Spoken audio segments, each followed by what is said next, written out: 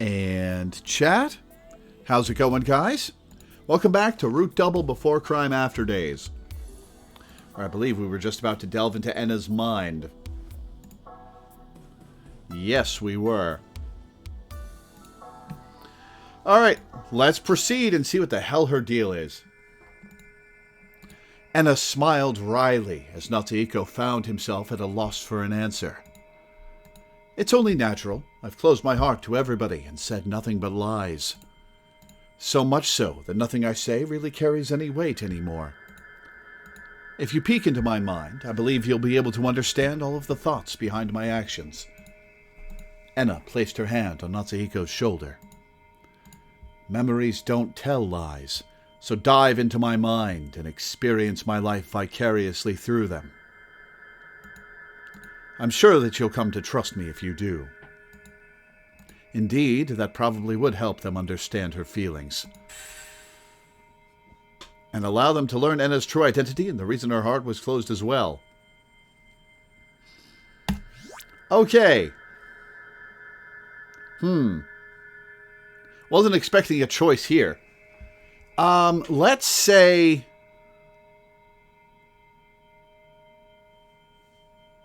Natsuhiko low, Enna high, I think is what's going to get me into her head.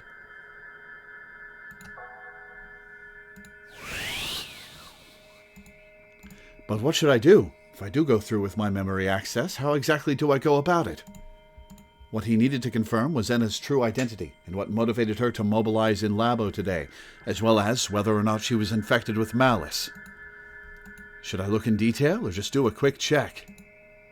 I think it's best to keep exposure of other people's minds to a minimum, but... That's what he thought for a second, but then another thought suddenly welled up in his gut.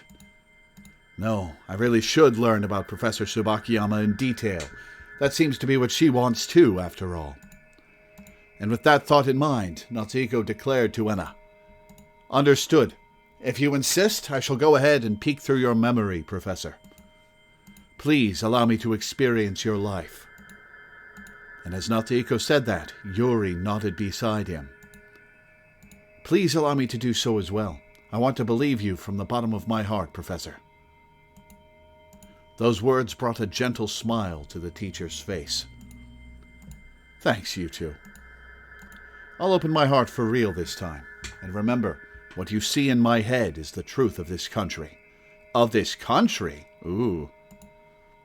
And as Enna gave them that veiled warning, the kids walked up to her and activated Sense's sympathy.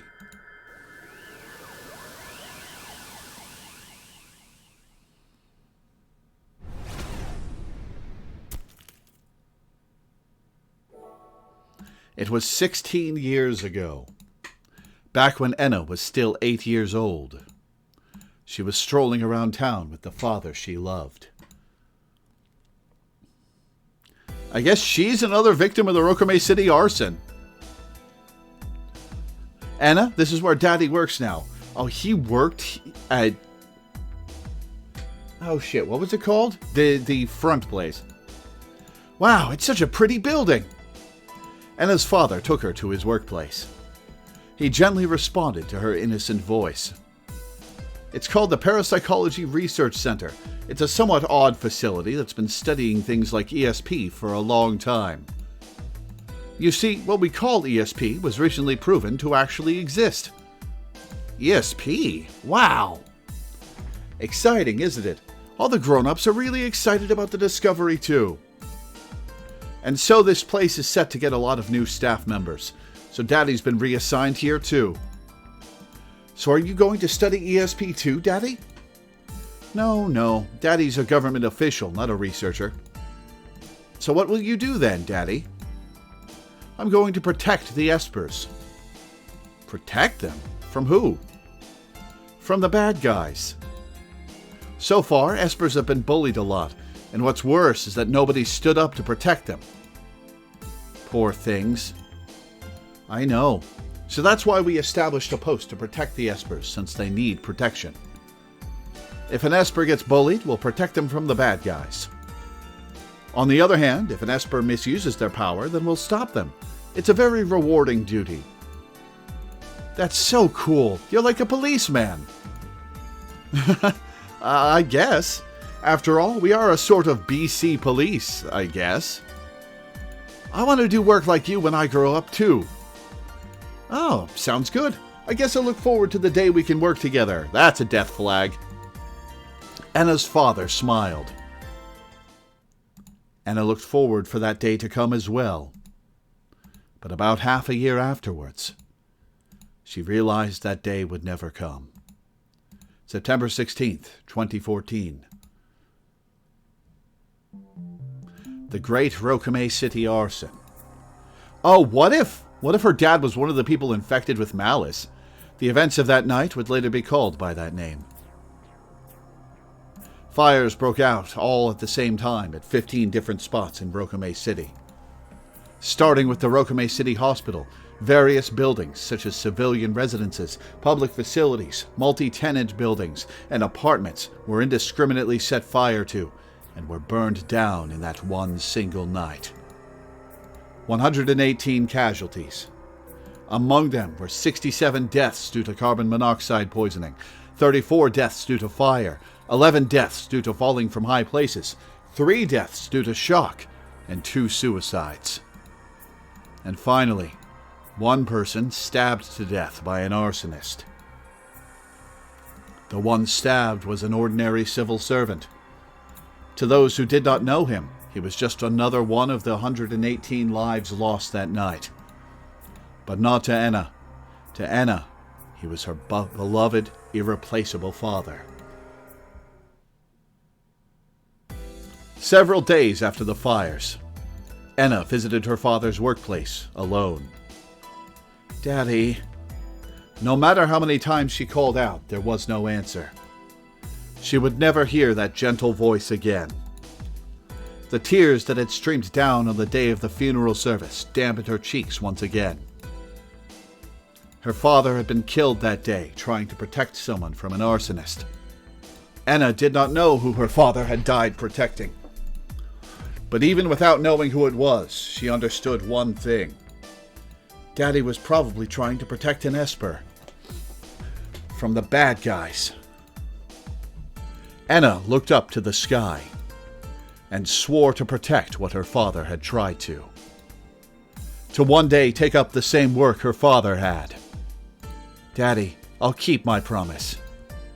So please watch over me in heaven until then, okay?" For a young girl like her, it was still a lofty dream. But Anna swore on that dream in her heart nevertheless as she wiped her tears.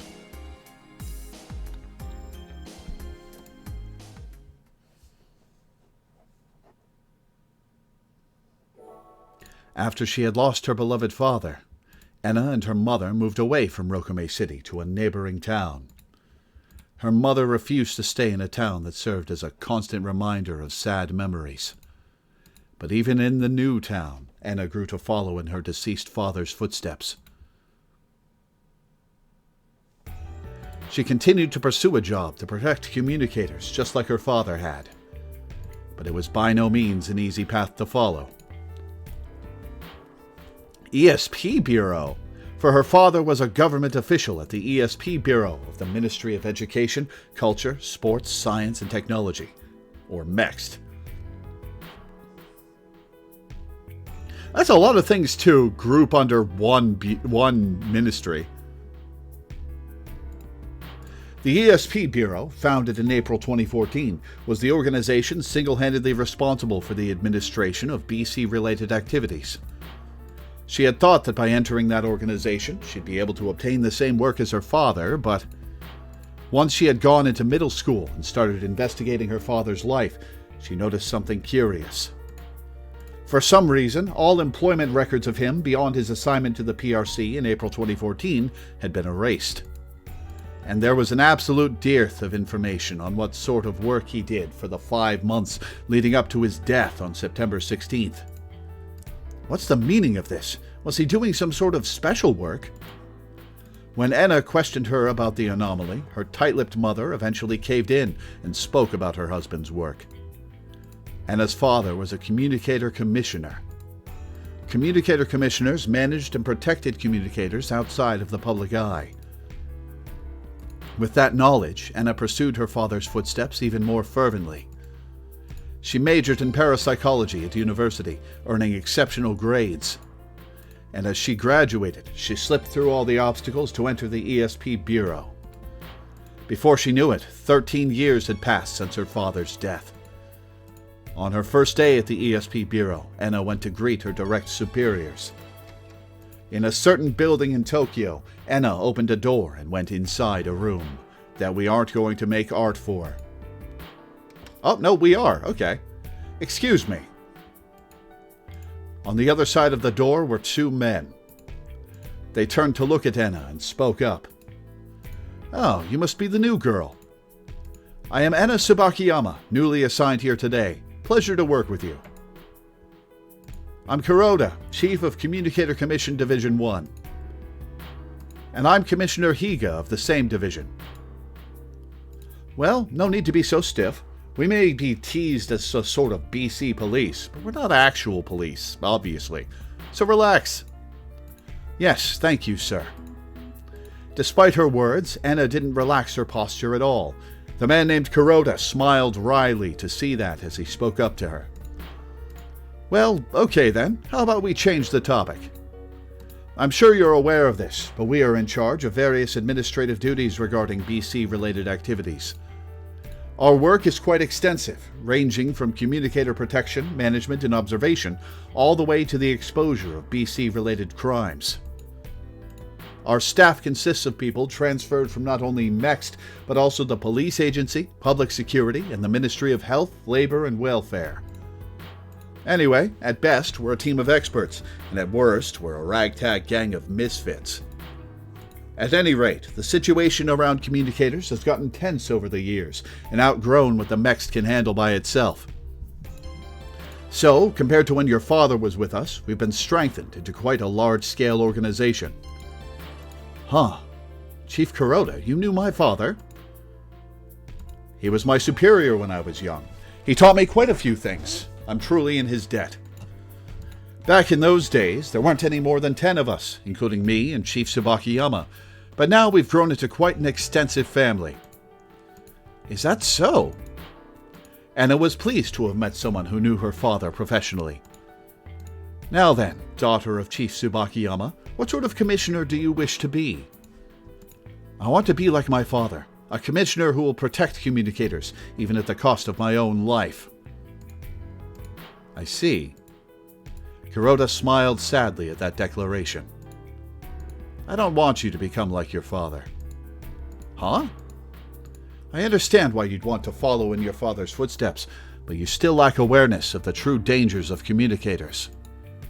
And because of that lack of awareness, you'll end up with the same fate as your father." Kuroda watched Anna as she caught the meaning of those words. What gave us that awareness was, unfortunately, the communicator who was under Chief Tsubakiyama's protection. She was the communicator brought into the PRC as a BC research subject, codenamed Communicator A. Unlike your ordinary communicators, she possessed an extremely dangerous ability known as sensus sympathy. Sensus sympathy? That was an ability that even Anna, a parapsychology major, had never heard of. It's only natural that you haven't heard of it. Its very existence is hidden throughout the country. We tell the newbies about it day one, though. It's extremely dangerous, even compared to the other BC abilities. The reason we manage communicators so strictly is directly related to that danger. Kuroda explained the ability to Anna. Sensory sharing, memory manipulation, memory erasure, and the final phenomenon associated with the ability, the collapse of the communicator's mind. With repeated usage of sensus sympathy, the communicator's sense of self would cease to function. And at the same time, they'd become a lump of malice, spreading curse-filled thoughts throughout their surroundings, because the authors of this are pretty cynical. But it was hard for Anna to believe. Is that true? I wouldn't get anything out of lying about it, would I? In any case, Communicator A used sensus sympathy on countless occasions throughout her lifetime, and in the end, she became a lump of malice. Why? For what purpose would A use such a dangerous ability? There was no reason for her to use it, was there? Did my father or any of the PRC researchers not stop it? They caused it, Anna. A bad feeling welled up in Anna's chest as she watched Kuroda fall silent. Don't tell me the PRC researchers forced her to use sense of sympathy, all for the sake of BC research? No. Kuroda forcefully interrupted Anna. Many people make that misunderstanding, both in and out of our organization, but the reality is completely different. At the time, the PRC was exerting all its efforts in an attempt to cure Communicator A. She didn't become a lump of malice after coming to Japan. She was already showing symptoms when she was in her homeland in France. Huh? As Enna's eyes widened, Kuroda handed her an old newspaper article. This article's about the Andressi witch hunt. Good, you know your stuff. It's because I researched documents on my own back in my school days. As Enna majored in parapsychology, she gained a fairly deep understanding of the history of BC. And from there, she learned the details of this particular incident as well. There was a modern witch hunt incident in February 2014 in Andressi. The victim, Alison Flom, was a girl who was 18 years old at the time of the incident. Really? Her name's Flame? And she caused an arson? Come on. Ever since she was young, she demonstrated various abilities, and as a result, she was shunned by people around her, including her biological parents. Regardless, Alice's parents profited off her abilities. They founded a new religion, labeling Alice as a child of God and her telepathy as oracles, and they ripped money off of believers in what was essentially fraud. Those fooled resented her. Her parents never loved her, and instead used her as part of a money-making scheme day after day. Her spirit must have worn down considerably. The years went by, and by the time she turned 16, a new phenomenon occurred. Lawyers who had sued the religious organization for fraud were inexplicably falling victim to memory loss and stupefaction, one after another. The local police hypothesized that religious officials had used some form of drug to induce memory defects in the lawyers, but the lawyers' bodies showed no sign of drug reactions, and thus the investigation made no developments. But one day, the dark side of the church was brought to light. A certain scientist had established a genetic test to determine BC aptitude. Townspeople began to recognize the existence of communicators. Eventually, people investigating the religious organization's illegal acts began to think, is Alice actually a communicator and not a child of God? To check their suspicions, they ran a genetic test on Alice and found a result that nobody had ever seen before. IGF2R gene abnormality type S. Alice was the world's first confirmed rank S aptitude communicator. Fraud victims and believers alike were enraged at the test results. The child of God we believed in was just an ordinary human with a genetic mutation. Alice is nothing but a filthy phony who used the bizarre powers granted to her by her defective genes to deceive people. Her power is by no means a power of God. Rather, it is a power of the devil, a witch's power. The devoutly faithful had clung on to that delusion. Their resentment for having been deceived intensified, and in conjunction with their fear of communicators, their malice reached critical heat, and the people became insurgents. The building that served as both the church and Flom family home was set aflame. Subject A, Alice, the white-haired one? No, the white-haired one is Subject N. This is Subject A.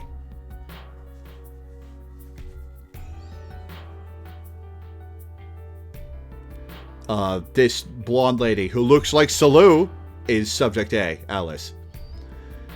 My guess is that Salu is a clone of Alice and Flom.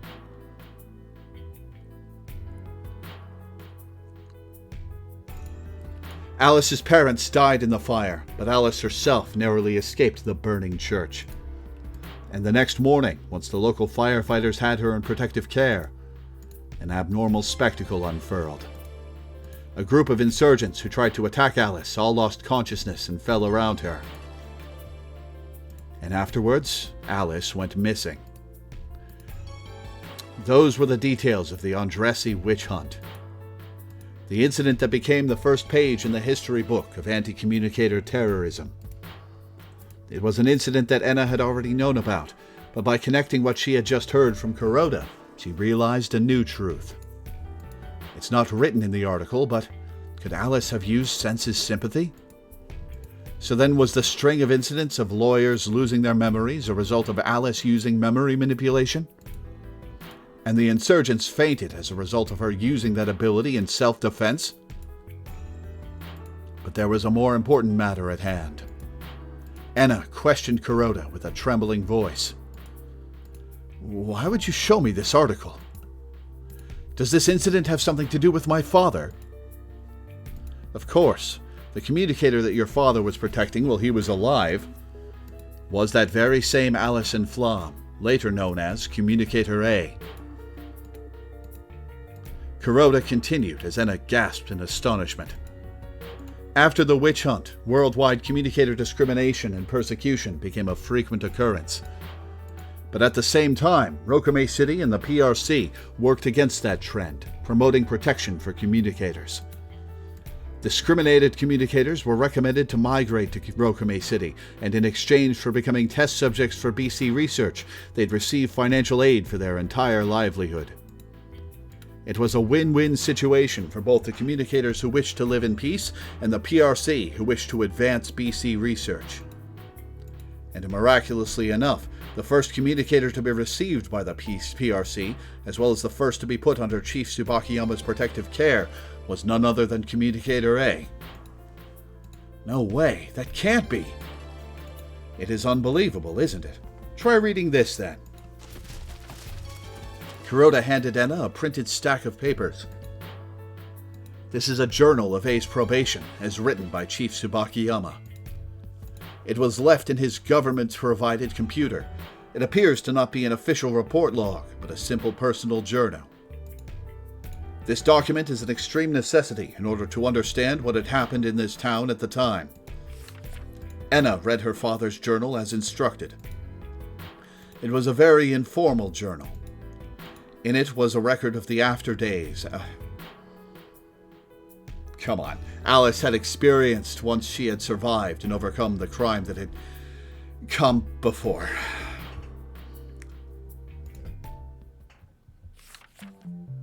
April 5th. Today began the first communicator probation of one who was shown into Rokume City and the PRC from the outside. I am the commissioner in charge of her. In the next, I had advanced through the fields of education and developmental psychology. I guess my personal history had been held in high regard. And then there's Assistant Commissioner Kuroda, a young man who transferred from the National Police Agency. Taiho Jutsu. He's a master of Taiho Jutsu and Nippon Kempo, so it seems he will also be doubling as my bodyguard. But to provide me with a bodyguard must mean that the upper ranks seem cautious regarding the current subject under protection. It's not unreasonable. After all, the communicator I've been put in charge of is none other than Alison Flom. But now that I've actually met her, Alice is an 18-year-old girl with innocent features appropriate for her age. Perhaps due to the cruel persecution she faced in her hometown, her eyes are always full of fear. She's only just now come to Japan, so perhaps the culture shock is another cause for her fear. We must protect her. There are efforts to hide Alice's past. Some researchers at the PRC have given her the designation Communicator A. But isn't that name just a little too blunt? She's not a literal lab rat, for crying out loud. So at least in this journal of mine, I'll call her Alice, because names are important. April 7th. The researchers in charge of Alice have been chosen. The leader of the research team is Azumi. He's an extremely reliable friend of mine from our school days. I can leave Alice in his care without qualms. Alice is still frightened, but let's spend time to slowly get her to open her heart to us. May 5th. A month has passed since Alice arrived in Japan. She appears to be overcoming her fear and growing accustomed to the new environment little by little each day. At the start, we were unable to initiate any sort of communication, but gradually she's been showing compliance with our intentions. Kuroda, Azumi, and I all receive Alice with gentleness from the bottom of our hearts. But Alice seems to open her heart the most to Azumi. I'm somewhat jealous.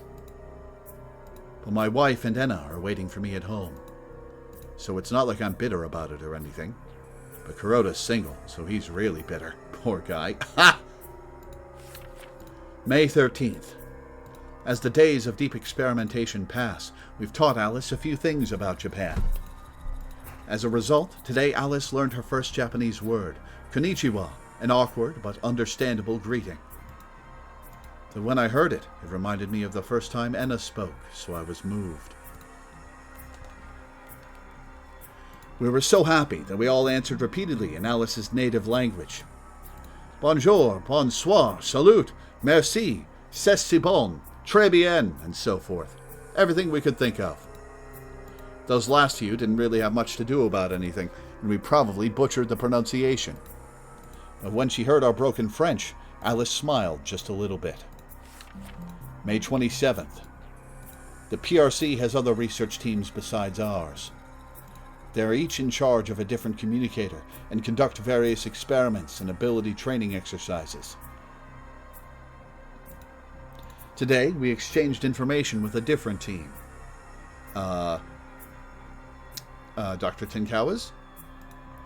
Researcher Miyoko Tenkawa and Shun Tenkawa, aka Communicator S. Shun Tenkawa, Communicator S? Interesting. They're quickly showing several results.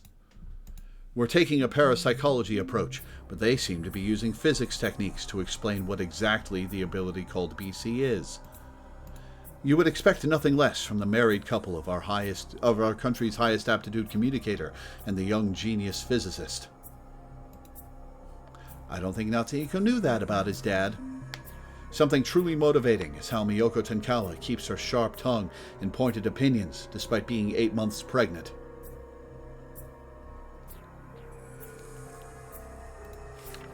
June 22nd. A major incident happened today. Miyoko Tenkawa suddenly went into labor and was taken to the hospital. Those of us left in the PRC were worried about her, but it seems she had a safe delivery. Even the aloof Mr. Shun Tenkawa seemed to have shed streams of tears upon seeing the birth of his son.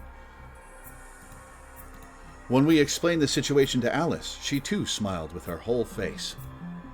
It seems the birth of a new life is a joyous occasion in all cultures. June 29th.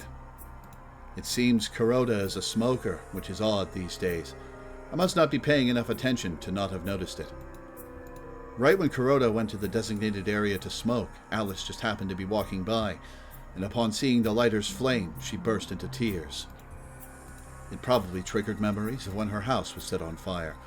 It wasn't Kuroda's fault, but he needs to be reprimanded. Azumi stroked her hair until she calmed down, in the same way one comforts a crying child. July 2nd. At any rate, lately, the eyes Azumi looks at Alice with don't seem to be the eyes of a researcher. They're the eyes of affection. Perhaps the affection of a parent, perhaps the affection of a lover. Alice seems to care for Azumi as well. Oh, maybe Salu's not a clone. Maybe she's just Alice's daughter. Well, no, there's a gap between Alice's death and Salu's birth. Never mind. Not once in his life had Azumi spoken of love. He dedicated his entire life to research, but perhaps spring has finally come for him. Or am I just thinking too hard here? At any rate, I can only pray for happiness in their future. July 5th. A problem occurred. A citizen group has risen up in opposition of how Rokume City is attracting communicators. The problem isn't them, but rather Alice's reaction to them. On some days like yesterday, the citizen group carries out demonstrations in front of the PRC. There's a tip about chanting in unison? What? Why does that need a tip? They've been chanting in unison with a megaphone, like a classic protest. They probably believe in their own brand of justice as they advocate their opinions. But Alice's reaction to them was not in the least bit trivial. She plugged her ears, cried out loud, cowered, and trembled, almost like a child. Her panic attack continued until we had to sedate her. The citizen group probably triggered memories of the arson incident she encountered in her hometown. She came all the way to this safe haven in order to escape from that terrifying memory. And yet, once again, she fell victim to persecution.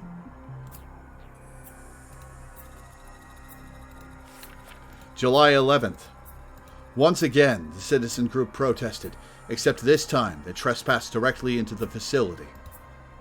They were thrown out by the security guards, but it's still discomforting. July 15th. Today, a group of so-called freelance journalists came to collect data. They were apparently pursuing the trail of the Andressi witch hunt. Every time people like that come by, Alice becomes horribly terrified. Damn it, what's so fun about exposing her past? To hell with your so-called freedom of the press and social justice. July 30th. Something seems odd about Alice recently. It's not like she's having panic attacks like earlier, but her reactions just seem dulled. Her eyes often seem empty at times, as if she's not looking at anything. Sometimes her ears are deaf to even Azumi's voice. Why did it turn out this way? We're desperately trying to find the cause, but we have no clues to speak of. There are way too many unknown factors about communicators and the ability known as BC itself. But this is no time to be at a loss. We can't just label the unknown as the unknown and leave it alone as is.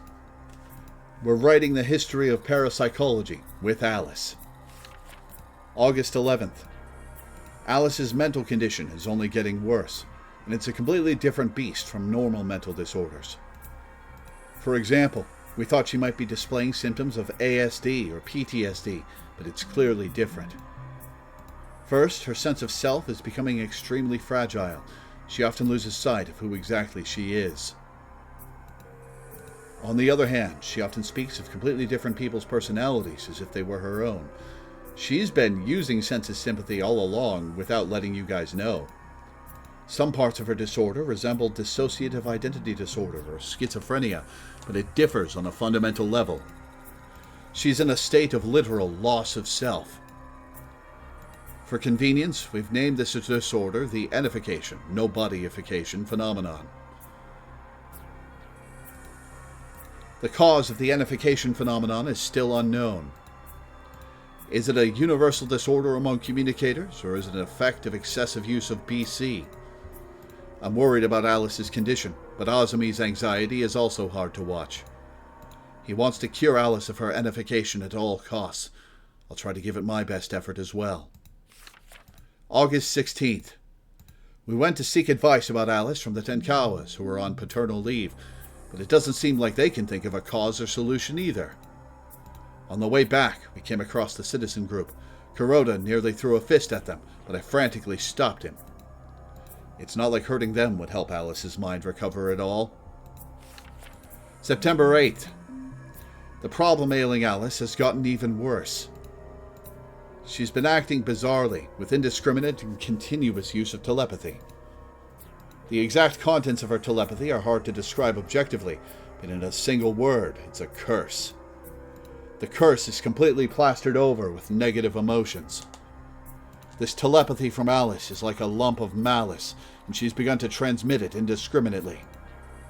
And that malice, believe it or not, seems to propagate to the surrounding people. The PRC researchers who received her telepathy all fell to a mental state of extreme aggression, anxiety, or unrest. Some of the ones with especially severe reactions were Araguchi and Kashiwagi. Ooh. I get the feeling that this is no ordinary telepathy. A bizarre phenomenon often accompanies this telepathy that doesn't occur with normal telepathy transmission, memory flashbacks, mental illness, etc. Tip: NBC. We have dubbed this telepathy NBC, Negative Beyond Communication, as a temporary name. The effects of NBC appear to be temporary, but the researchers and I have realized that Alice's condition has become dangerous. As an emergency measure, we have decided to confine Alice to the PRC basement. It has been decided that the only option is to keep her asleep with continuous administration of sleep medication. It pains my heart so much to have to do this to her, but if we don't do it, then her NBC will contaminate the minds of everyone around her. It's not like we can just keep her asleep forever. But then what can we do? What if we could at least reinforce the walls of the PRC with a material that could intercept NBC? That worthless delusion was the only idea I could conceive.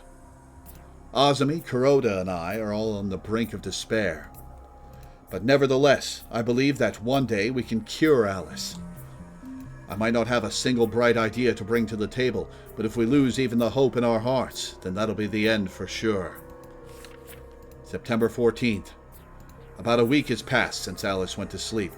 The situation hasn't taken a single turn for the better. As long as she sleeps, she's safe, but the moment she wakes up, she becomes an extreme hazard. However, if we leave her sleeping like this forever, she's as good as dead. So we need to establish a facility that can treat her needs right away. What such a facility needs is, first of all, a means to prevent Alice's NBC from leaking outside of the facility.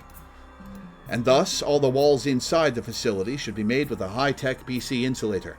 Implementation of such a BC insulator is now rapidly progressing, thanks to Dr. Miyoka Tenkawa.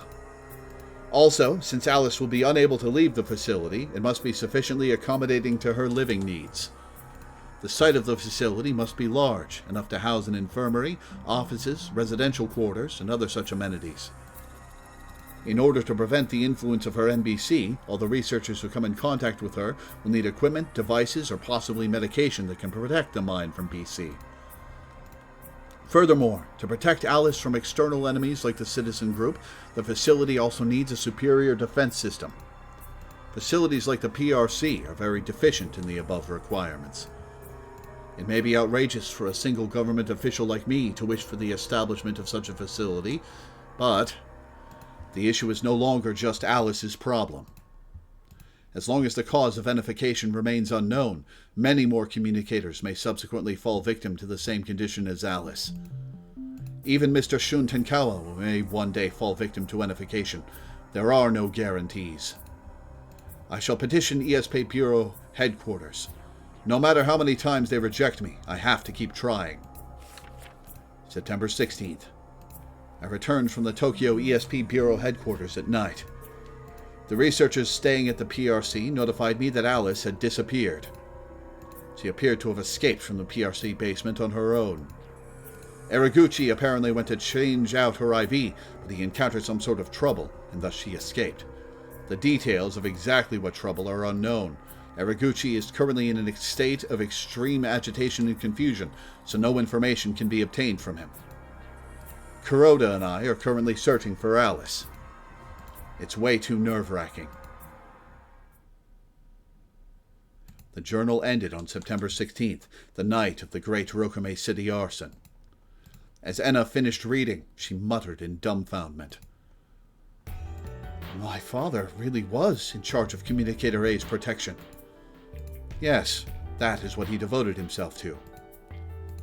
The cause of enification is currently still unclear, but it's said that the most likely cause is the overuse of senses sympathy. By the time A had gone from France to Japan, her enification had already progressed considerably.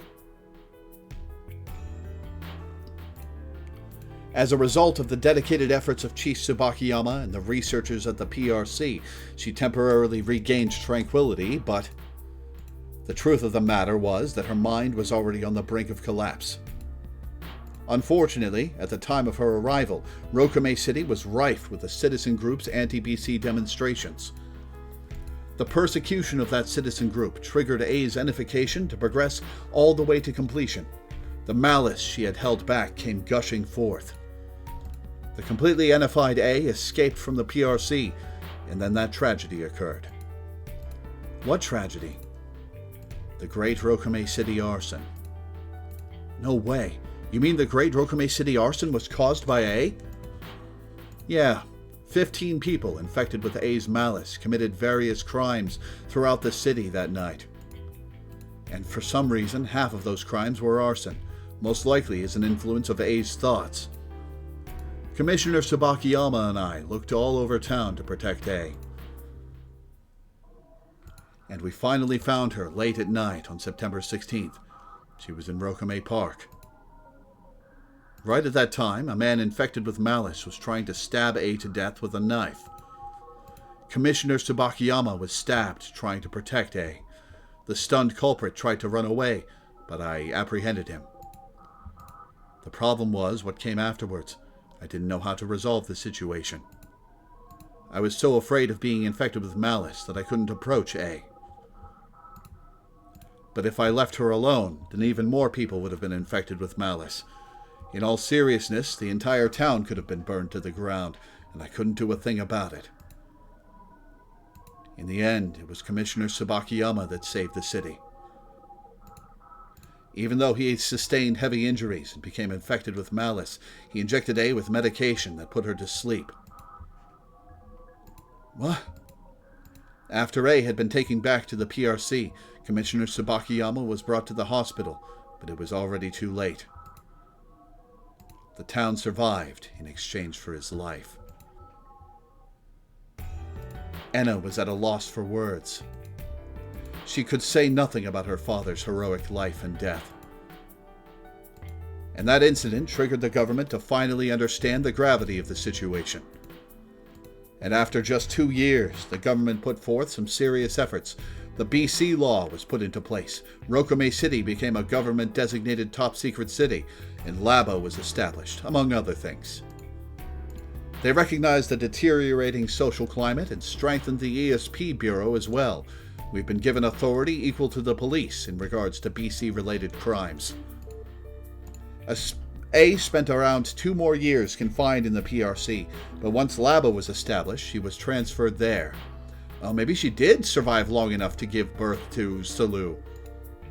Labo may be a BC research facility, but it's also a facility for the confinement and treatment of NFI'd communicators.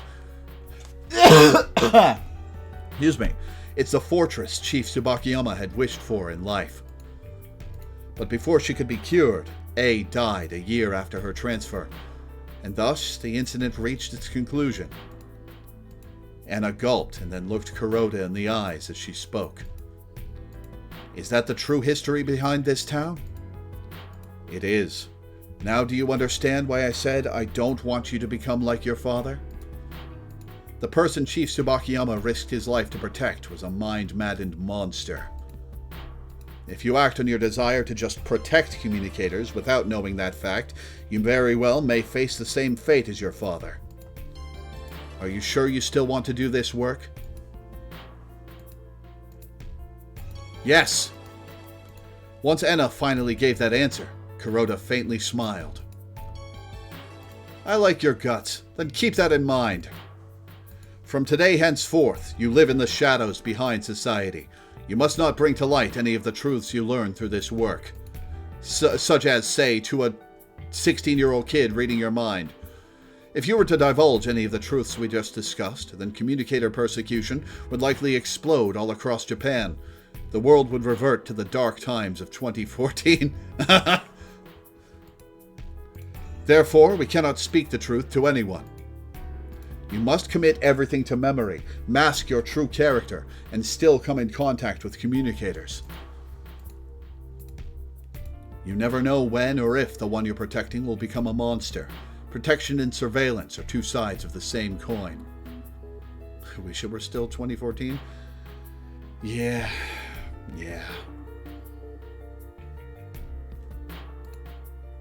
If you want to protect communicators, then you must never let your guard down around them. Keep your distance. Observe them calmly. It's a tough job, but can you do it, Commissioner Enna Tsubakiyama?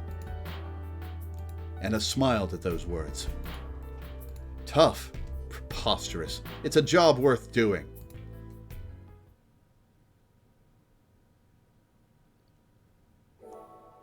And thus, Anna began working as a communicator commissioner. And I saved because I haven't saved in 45 minutes. For the 2 following years, she tackled various BC-related incidents alongside Kuroda and Higa. Commissioner duties had grown considerably in the past 16 years. They were now close to a police or public safety department. In 2029, they exposed researchers guilty of illegal communicator confinement and experimentation, such as at Labo. Victimized communicators were recommended to migrate to government-designated top-secret cities. But there were also times when communicators were the victimizers rather than the victims. Criminals found uses for BC abilities. Empathy, for example, could be used in industrial espionage to gain corporate trade secrets. Enna had sought and apprehended such communicators herself. Throughout those days, she became fully aware of the meaning behind Kuroda's words. Protection and surveillance are 2 sides of the same coin. Communicators were to be both protected and put under surveillance. To protect herself, she had to take lessons in marksmanship and self-defense. Enna trained her body, and at the same time, she steeled her stoic heart. The thought that communicators have to be protected is too short-sighted and dangerous. In the same way that there are good and bad ordinary people, so too are there bad communicators. Even if they aren't Ennified, communicators can still be dangerous. I mustn't let my guard down. They're a different breed from us with their own unique abilities. When she thought about it, the cause of her father's death was actually created by a communicator. Eventually, it became a natural habit of Enna's to close her heart towards communicators. But then, one day, Kuroda assigned Enna with a new duty. Me? A teacher? Yes. Well, to be more accurate, you'll be stationed at a BC specialty school as a commissioner to protect and observe the communicators. I know it's hard, but don't forget that at the core, we're part of the Ministration of Education, Culture, Sports, Science, and Technology. Considering the education part, it shouldn't be odd to teach, should it? But I've never even imagined taking on such an assignment. No, you actually need this sort of experience right now, since your heart's been hardened considerably these past 2 years, you see. Well, you'll understand as soon as you take up the assignment. Go interact with some pure-hearted children and soothe that heart of yours. And thus, on her 3rd year in the Bureau, Enna reached a turning point as a commissioner. She was assigned to Rokamei Academy, the BC specialty school established in Enna's hometown. Starting today, I'm going to be playing teacher? I know it's for work, but it's such a pain. Enna shook her head in frustration as she headed for the school building. She closed her heart as always and masked her true character from those around her. I'm your new teacher, Enna Tsubakiyama. I'll make up for my lack of experience with my surplus of eagerness, so I look forward to working with you all. Yes, ma'am. The students obediently answered Enna's greeting. Yeah, you're becoming too hard-boiled. You need a break. To live as a teacher, the first thing Enna kept in mind was to befriend the students. The students being wary of her would hinder her work as a commissioner. So to prevent that situation, she played the part of a friendly teacher who was enthusiastic about education but still had some playfulness to her. It wasn't a job she exactly wanted to do, but now that she had to do it, she thought she might as well give it her best. If you have any questions, feel free to ask, okay? One student called out in response to that invitation. Miss Enna, do you have a boyfriend? Oddly enough, it was a girl who asked that staple question. If I'm not mistaken, that girl's Mashiro Toba, a rank B aptitude, ability level 3 communicator. Huh. Since she has rank B aptitude, I wouldn't be surprised if she demonstrated empathy at some point. Need to be wary of her. As she kept that thought in mind, Enna smiled and answered the question. No, I don't. Actually, I just moved into Rokame City, so I don't have very many friends or acquaintances yet. Ah, then you can be my friend. As Mashiro said that, the boy in the next seat accosted her. Come on, Mashiro, you're being rude to the professor here. That boy's Natsuhiko Tenkawa, the rank S aptitude ability level 0 boy. An extremely peculiar student with a clear gap between aptitude and ability. I need to observe him extremely carefully. Oh my, it's okay. I've only just now become a teacher, so there's not that big a gap in age between us. I'd actually appreciate it if you approached me as a friend. See, Natsuhiko? Looks like my hunch was right. You always get carried away like this. Now, settle down, children. Now then, class, how about we start the lesson already? Okay. At any rate, Enna's life as a teacher began thusly. Rokame Academy students were all obedient, and a lot of the children were honest and bright by nature. A likely cause for the students' positive attitude was because they were raised in a communicator-only environment from a young age. By treating mind reading and mind conveying as normal matters of life, it seemed almost naturally easier to raise communicators with such straightforward personalities. But nevertheless, Enna felt stressed in that environment. An environment where almost everyone around her was a communicator. It pained her frayed heart. I need to acclimatize to this environment, and quick. Enna couldn't quite understand what Kuroda's aim was.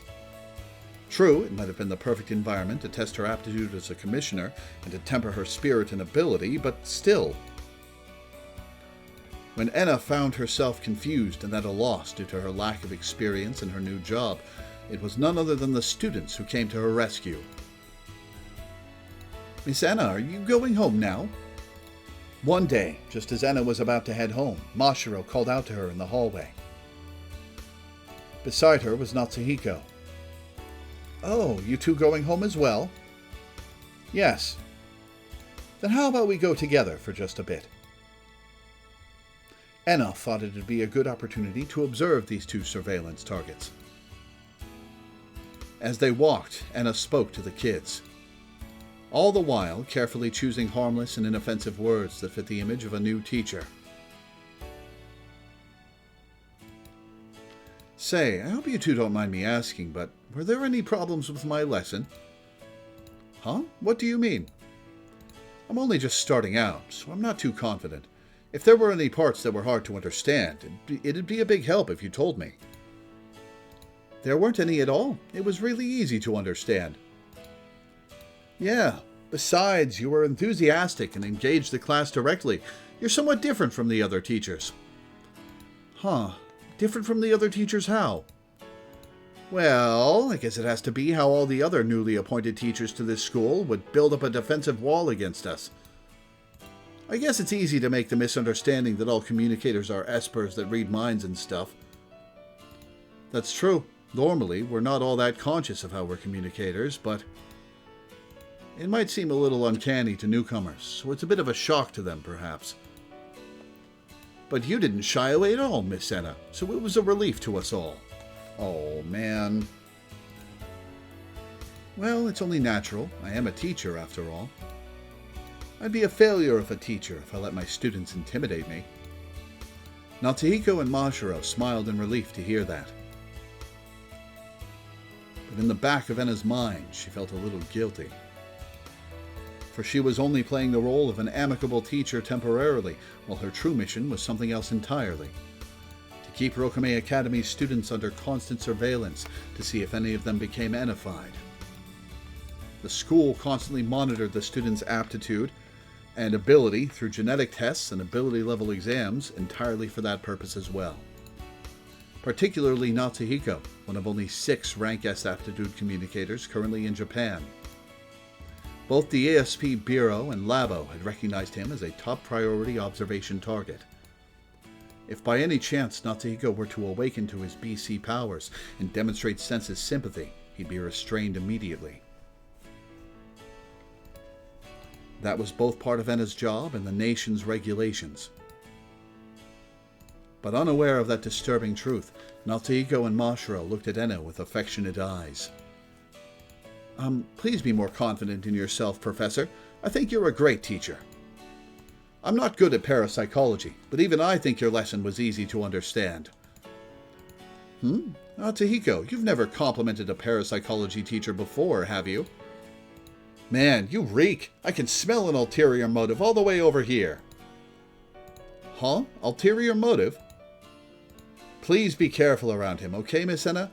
This scoundrel's got a thing for older women, so he sucks up to any woman older than him. Does he? That's not an attribute we've seen so far. Idiot, what are you saying, Mashiro? Oh my, now you've put me on the spot. I'm happy, but we have to maintain a healthy student-teacher relationship. Don't play along with her, Professor. Enna smiled at those words. Her smile was still fake, but at least a little bit of it was genuine. Ever since that day, Enna's heart gradually softened.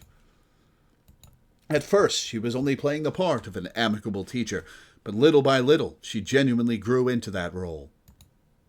During lessons, she received students' questions as cordially as possible. Enna had originally studied parapsychology quite earnestly in college. She had vast stocks of BC knowledge in store, and if sharing that knowledge made the students happy, it pleased her too. Well, she only studied it for 3 years.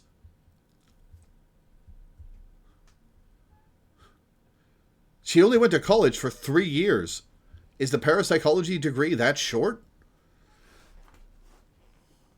Well, I guess there are 2-year degrees in the States. I've got one of those that I've never used. She had vast stocks of BC knowledge in store, and if sharing that knowledge made the students happy, it pleased her too. And thus she gradually became accustomed to the academy. The students thronged around Enna again today. Miss Enna, can you help me with the career survey from the other day? I'm stumped. I just can't decide.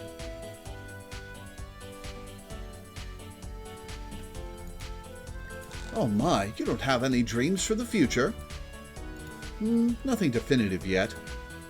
I want to at least do something that puts my talents to good use for others, at least. Like a chef or a counselor. Or how about Mr. Tenkawa's wife? Enna! Huh? What are you talking about, Miss Enna? You're so easy to figure out. How to be young again. Enna? Enna, you are 24. You don't get to say, oh, to be young again. You're 24. You're still young.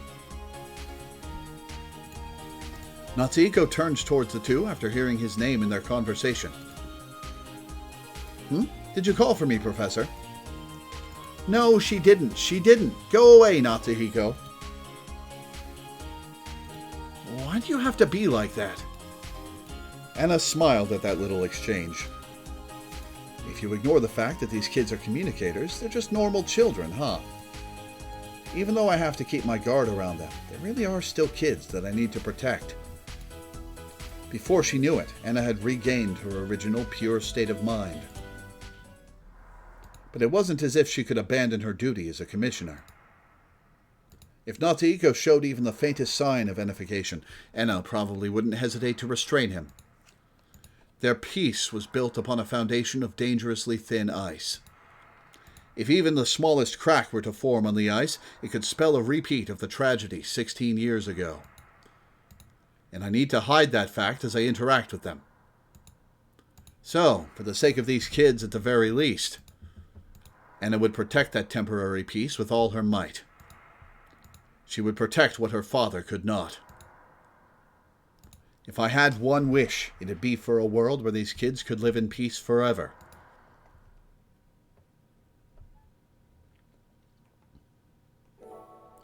And thus, after regaining her love for communicators, Anna put forth her effort into her commissioner work once again.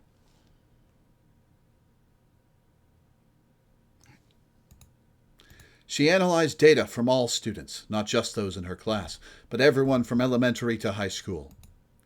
She also scoured archival data to find if any students in the past had shown signs of enification.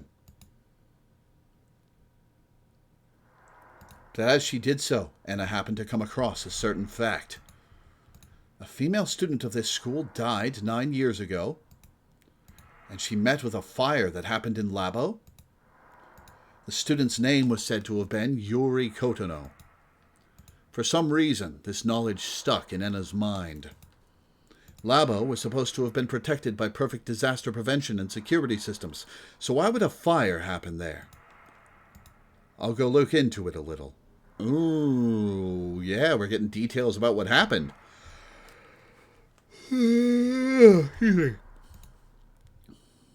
Anna began a personal investigation into the matter. She spent a weekend researching the fire that happened 9 years ago. As she fished for documents and gathered information here and there, various unusual points came to light. Mr. Tenkawa was there too at the time of Yuri Kotono's death. And immediately afterwards, Mr. Tenkawa's aptitude rose.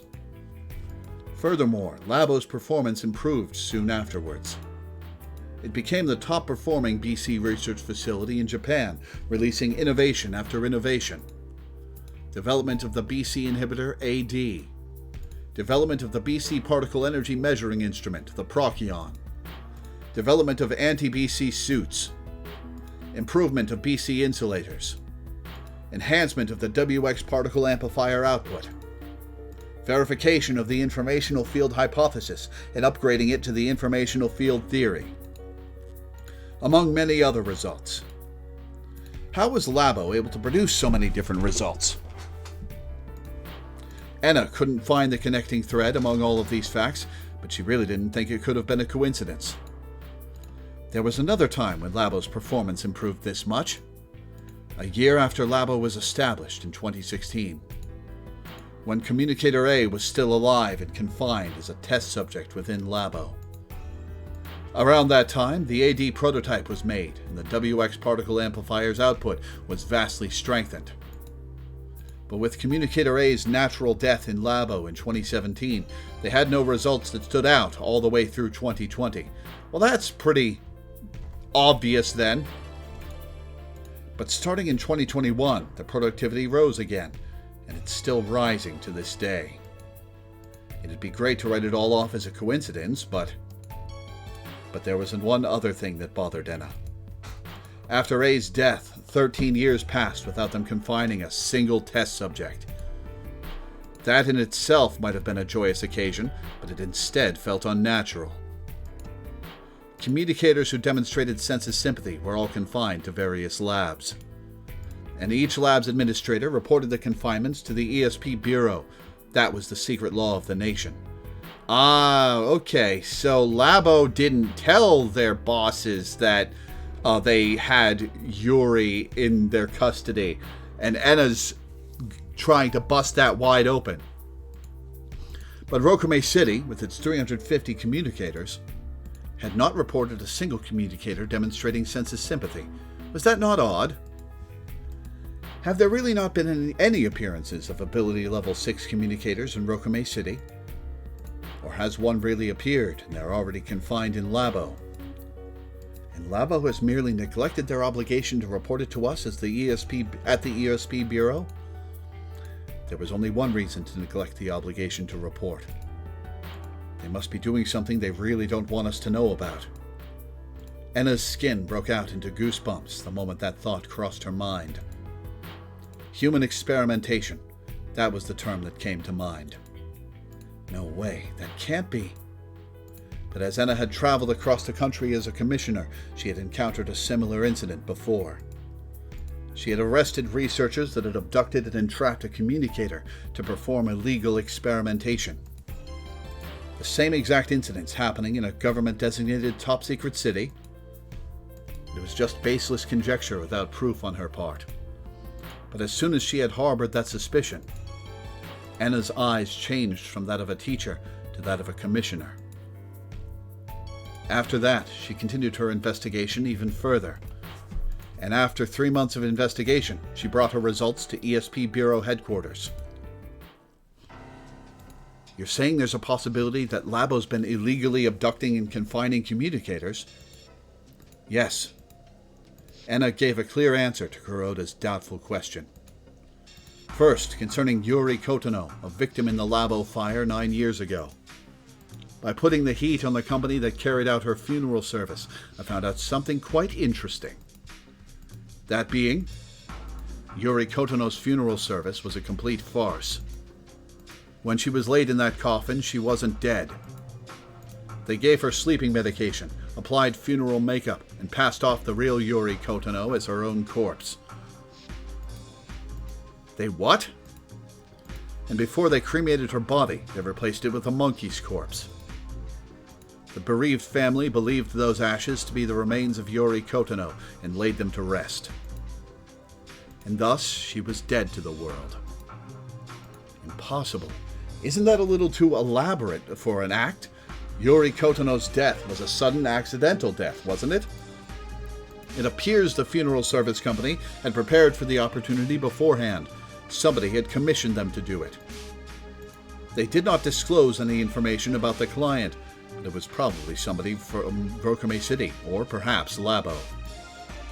So then you say they feigned Yuri Kotono's death and confined her in Labo? The possibility is extremely high. After hearing Enna's report to the end, Kuroda took a deep breath. Tsubakiyama, you investigated this far on your own? In my spare time as a teacher, yes.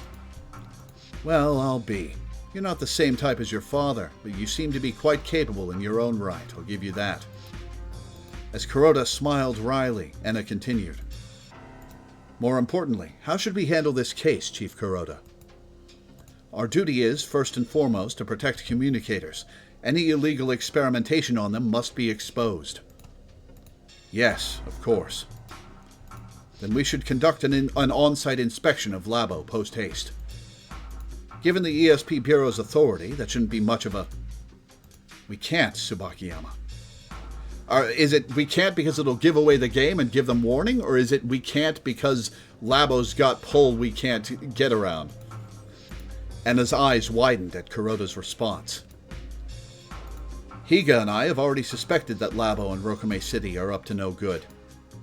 But even if we requested a compulsory inspection, the higher-ups wouldn't approve it. Why? Are we not a national agency? So why are we unable to search a facility administered by a local self-governing body? Normally, we could. We do have the authority to inspect every government-designated top-secret city and research institution. But for some reason or another, Rokame City's Labo is the only place that's off-limits to our inspection. The reasons for the top brass's refusal seem to be insufficient evidence and to ensure Labo's secrecy. Impossible. Even for just a simple inspection. If they don't have anything to feel guilty about, then there shouldn't be a problem at all. Yeah, so what I'm thinking is that even the top brass here at the ESP Bureau have probably fallen to Labo's side. Perhaps by bribery or by blackmail.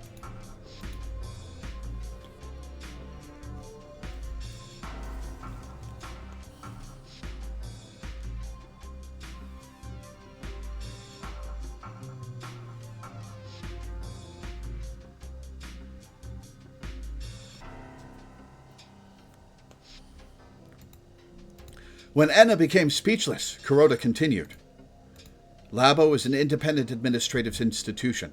Strictly speaking, they're not under the rule of a government agency like us. Naturally, at first they received national guidance and were set up in accordance with national policy. But they gradually grew out of our control.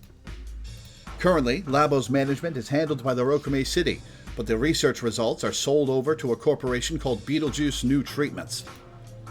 In short, Labo is a commercial corporation, posing as an administrative institution. Furthermore, since it's protected by the city, Labo can withstand all sorts of strain. It's an extremely nasty secret research facility. Then, the facility that my father wanted established to protect communicators. You shouldn't have anything to hide is always a terrible excuse for violating privacy? Yeah.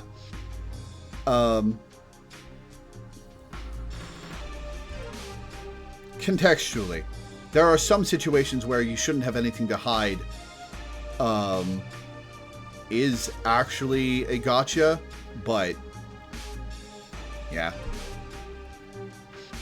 Then the facility that my father wanted established to protect communicators has been reduced to a sinister corporate entity performing human experimentation for profit? Bit more understandable when it comes to corporations, yeah. We only have circumstantial evidence, but yes, that appears to be the case. Anna gritted her teeth at those words. When her father was alive, he and the BC researchers he worked with all supposedly attended to the communicators with good faith. Did the researchers' ethics decay through the 16 years following? Based on the nature of the facility, if Labo so wished, they could conduct inhuman experimentation without anyone being the wiser. Had they gone so far off the deep end to do just that? There's also another reason why the higher-ups are reluctant to do a compulsory inspection. Huh? National interest. Regardless of what happens internally in there, Labo undeniably produces results.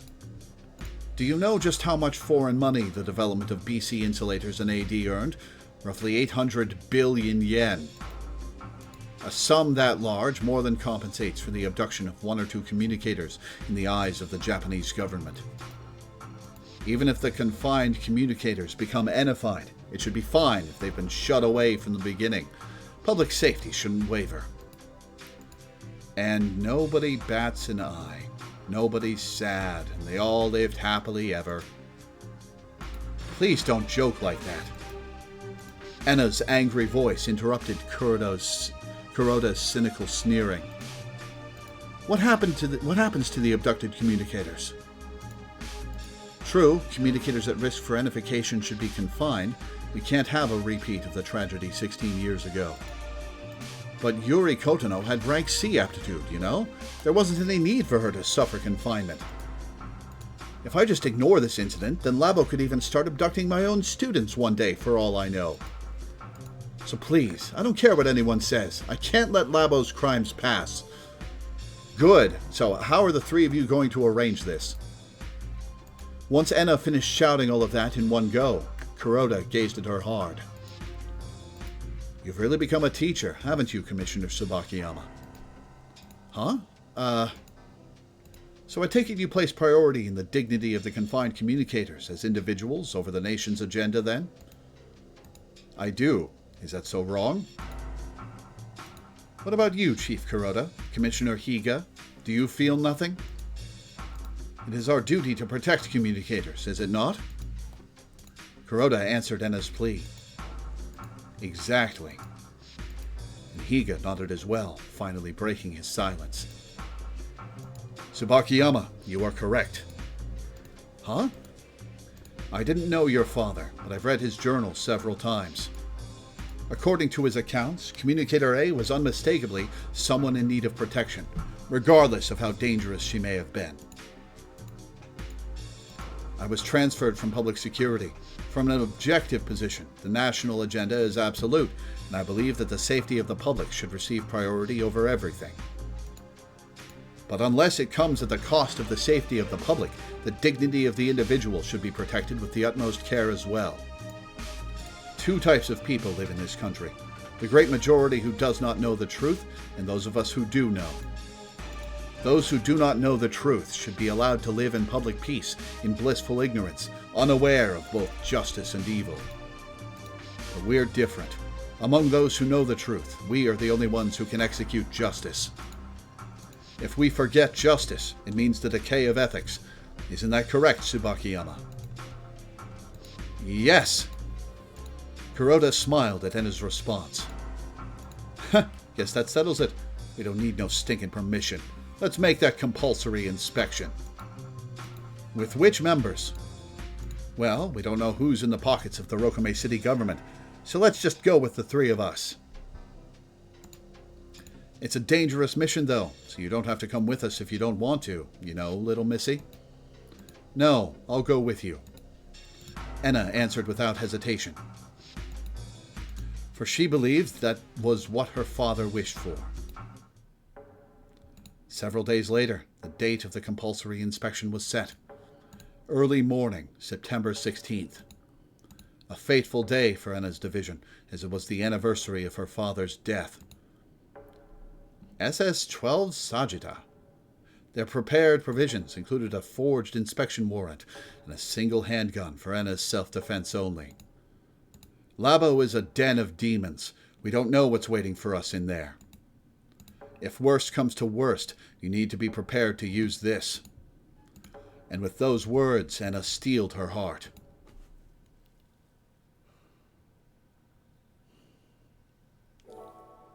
Several days passed, and on Sunday, the day before the Labo infiltration/inspection,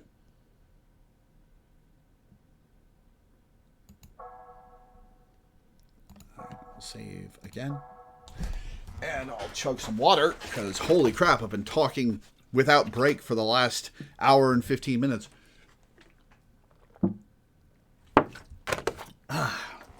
This game destroys my throat. I'm glad we're doing a short stream today. The day before the Labo infiltration/inspection, Enna came to Rokume Academy to bid farewell to the school where she had spent half a year as a teacher. There's no telling what will happen tomorrow. Even if everything were to go by safely, it was very likely that she'd no longer be able to come and go to school leisurely. If they were to obtain evidence of human experimentation at Labo, it'd stir the upper ranks and switch things over to a full-blown investigation. So today was likely the last day she could spend as a teacher in Rokume Academy. And with that thought in mind, the school building seemed all too precious. It was such a nice school. It was peaceful, and the students were all obedient. And it wasn't just the school. All of Rokume City was, at least ostensibly, beautiful, orderly, and peaceful. But the city was filled with lies and deception behind the scenes. Now that I think about it, Chief Kuroda said something similar. It had been right after Enna had entered the ESP Bureau and returned to Rokume City. As she had been reeling from the surprise of all the developments along the streets and the automatic driving systems installed in the vehicles, Kuroda had told her this. Hey Tsubakiyama, don't let appearances fool you. Rokume City could very well be the most dangerous city in all of Japan right now. Huh? The truth is, despite the city's appearances, there have been atrocious incidents here in the past, including disasters with high casualty counts. But it would cause a huge uproar if such a huge incident happened in a government-designated top-secret city, when its entire point is to have high public order, wouldn't it? It would threaten the very meaning top-secret cities exist. So instead, the city government hushed those incidents and treated them as mere accidents. Well, true, you would expect to see a top-secret city conceal some actions here and there, but still. The city's cover-up techniques are particularly thorough, too. They have no qualms about making any sort of lie, as long as it's to maintain public order. Well, for example, you are like whitewashed tombs, which look beautiful on the outside, but on the inside are full of the bones of the dead and everything unclean. It's basically like that. Getting poetic real quick, okay. What's that? The Gospel, according to Matthew. The people of the past said some good stuff, huh? I didn't think you were a Christian. You don't look the type. There's a lot more to people than meets the eye. And not just people. Same goes for everything. So, Tsubakiyama, if you wish to see through to the truth of this town, then you must doubt everything you see and hear. Doubt is the mother of investigation, sadly enough. After 2.5 years of working as a commissioner, Enna naturally came to learn the meaning of those words. But then again, her father's opinion had been the opposite of Kuroda's. The most important thing humans have is the ability to trust. That belief had stayed with Enna's father until the very end. He believed in the innate goodness of man. He believed in the PRC's researchers. He believed even that the monsterified communicator A could one day be healed. And he believed until he died. But Father, we might already be living in an age where we cannot survive on belief alone. Outside of Rokame City, anti-communicator discrimination still persisted. But within Rokame, human rights were being trampled on without a second thought. The city was both a cradle and a cage for communicators. But humans cannot live their entire lives in a cradle, nor were they born to die imprisoned in a cage. Will this age full of malice one day come to an end? No, it will end. She wanted to believe that. Even if it were no more than an idealistic thought, if she were to abandon her ideals, then she would lose her love of the world for sure. As Enna had that thought, a voice abruptly echoed inside her head. "Miss Enna, this is an emergency." "It's me, Mashiro Toba. If you're at school, please come to the staff entrance." "Huh? Miss Toba?"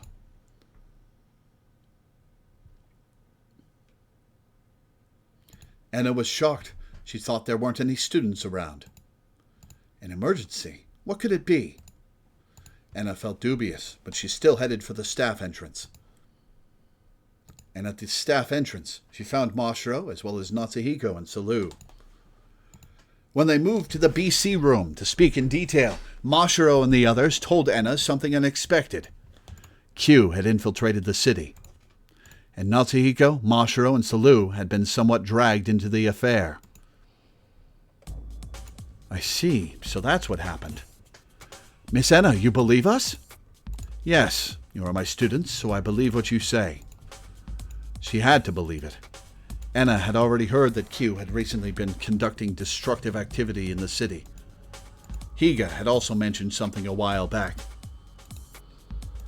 There have been next to zero examples of Q causing terrorism inside government-designated top-secret cities, but right after they formed, they certainly did continue to target top-secret cities. And in the spring 9 years ago, they conducted just one small-scale destructive activity. Ever since then, the city shot up security, establishing city gates and surveillance cameras.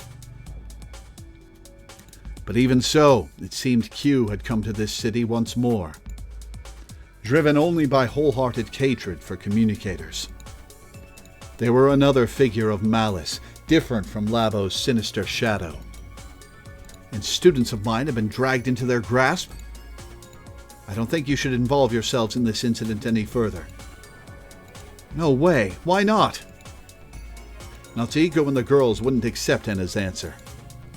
Perhaps because they knew nothing, they acted in accordance with their ignorant yet pure sense of justice. It was as dazzling a sight as it was a worrying one. Right, if I want you kids to understand where I'm coming from, it looks like a special lesson is in order. And thus Enna began a lecture.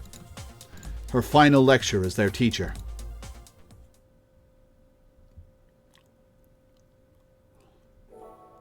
And then the next day, the fateful hour had finally come. What was that lecture that she gave them? It's been like 40 hours.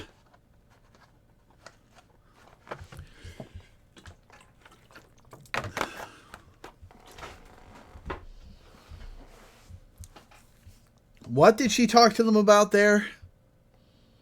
That was all the way back in Route B. When we were truly trapped in hell. And then, the next day, the fateful hour had finally come.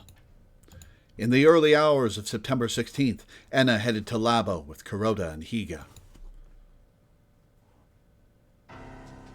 They were the extra bodies that we found shot up, weren't they? They were stopped at the entrance by a Labo security guard. But using the false warrant, they half-forced their way inside. They were given white lab coats to change into and were taken all the way to Area 6's inner ring. But once they had arrived there, the researchers called them to a halt once more. According to them, not even ESP Bureau commissioners could be allowed further in for the sake of preserving secrecy. Now that it had come to this, Enna was about to threaten them with her gun and force them to open up the path to Area N, but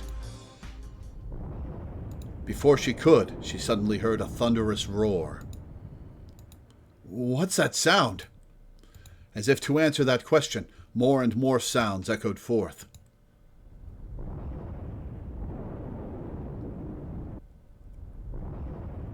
The automatic disaster prevention system began broadcasting warnings like mad. So wait, they showed up with a fake warrant, and nobody at Labo thought to check and see if it was real? Because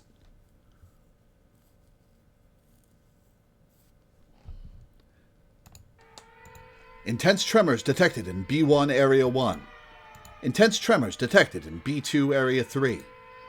A fire has broken out in B1 Area 2. Intense tremors detected in B2 Area 2. Anna was caught completely off guard. She had not expected such a thing to happen today of all days. Was it a coincidence? An inevitability? Anna, why didn't you expect it? The kids told you about it. Either way, the ESP Bureau members got dragged into the terrorist attack. The researchers who had called them to a halt began to scatter in all directions like headless chickens. What in the world is going on here? I don't know, but it might be a Q terrorist attack. Q? You mean those bastards know this place is a BC research facility? That's only a possibility. Anna, Kuroda, and Higa had heard rumors that Q had infiltrated the city. But while Q may have infiltrated the city, Labo couldn't have just conspicuously strengthened security. That would be the same as installing a sign saying this is a BC facility. And perhaps Labo had maintained security at normal levels for that very reason, but did they take advantage of that window of opportunity? And let's just look for an exit for now. In case we do encounter any terrorists. Well, it might be completely out of our scope of work, but I guess let's try and see if we can apprehend them. Understood. The commissioners broke off into a run to search for an exit. But they ran across a huge fire in the factory. Anna got separated from Kuroda and Higa. Chief, Commissioner Higa, where are you? Voices called out in response to Anna from across the fire. Tsubakiyama, we can't regroup like this. Let's split up and search for exits separately. Wait for us on the surface. Got it. And a little while after they parted, an ominous siren blared out. A Case N has just been detected. In accordance with this emergency, security has shifted to blockade mode, locking down all gates and bulkheads. And thus, Anna became trapped underground. Before she could regroup with Kuroda and Higa, she was chased by fires in the connecting passageway. Ugh, damn it. Like hell am I gonna die here? Anna tossed off the lab coat given to her by Labo and made a mad dash away from the fire and smoke. And then she pulled the hose out of a hydrant and began fighting the fires herself. After extinguishing the fires, she began planning how to escape from the connecting passageway, when eventually rescue workers appeared. What's your name? Anna Tsubakiyama. And you guys? I'm Lieutenant Tachibana. This is Ensign Moribe. And this girl is Yuri, a civilian we found trapped down here. And Anna immediately knew who she was. A civilian? So there's someone besides me who was caught up in this incident? Yes. The girl named Yuri looked at Anna with fearful eyes. Yuri, the same name as Yuri Kotono. Anna's final lesson was on the Andressi witch hunt as well as Q, in which she gave a very thorough rundown on their organization, methods and motives, and also where the town's politics keeps it away from them and why they were established. Right, that's the exposition dump. Something's bothering me. Looks like the best course of action is to put on the veil of an ordinary person for a while and work with them for now. Besides, she had to search for an exit anyway, and she was also worried about Kuroda's and Higa's safety as well. Anna decided to work with this group. She took the AD just as Kazumi had instructed. Through her work experience, Anna had already gained knowledge about the dangers of WX particles and the effects of AD, among other things. And naturally, she also knew how Labo had maintained the facade that it was all related to nuclear power. But it's not like I can tell everybody about that. If any ordinary person were to know about those things, they'd immediately be targeted by Labo for the purposes of concealing information. In any case, the dangers were still real, and they still had to keep administering AD either way. With that thought in mind, she decided to play along and kept going for a while. And eventually, she saw Kuroda and Higa again. Yep, that was them. That's a lot of bullet holes.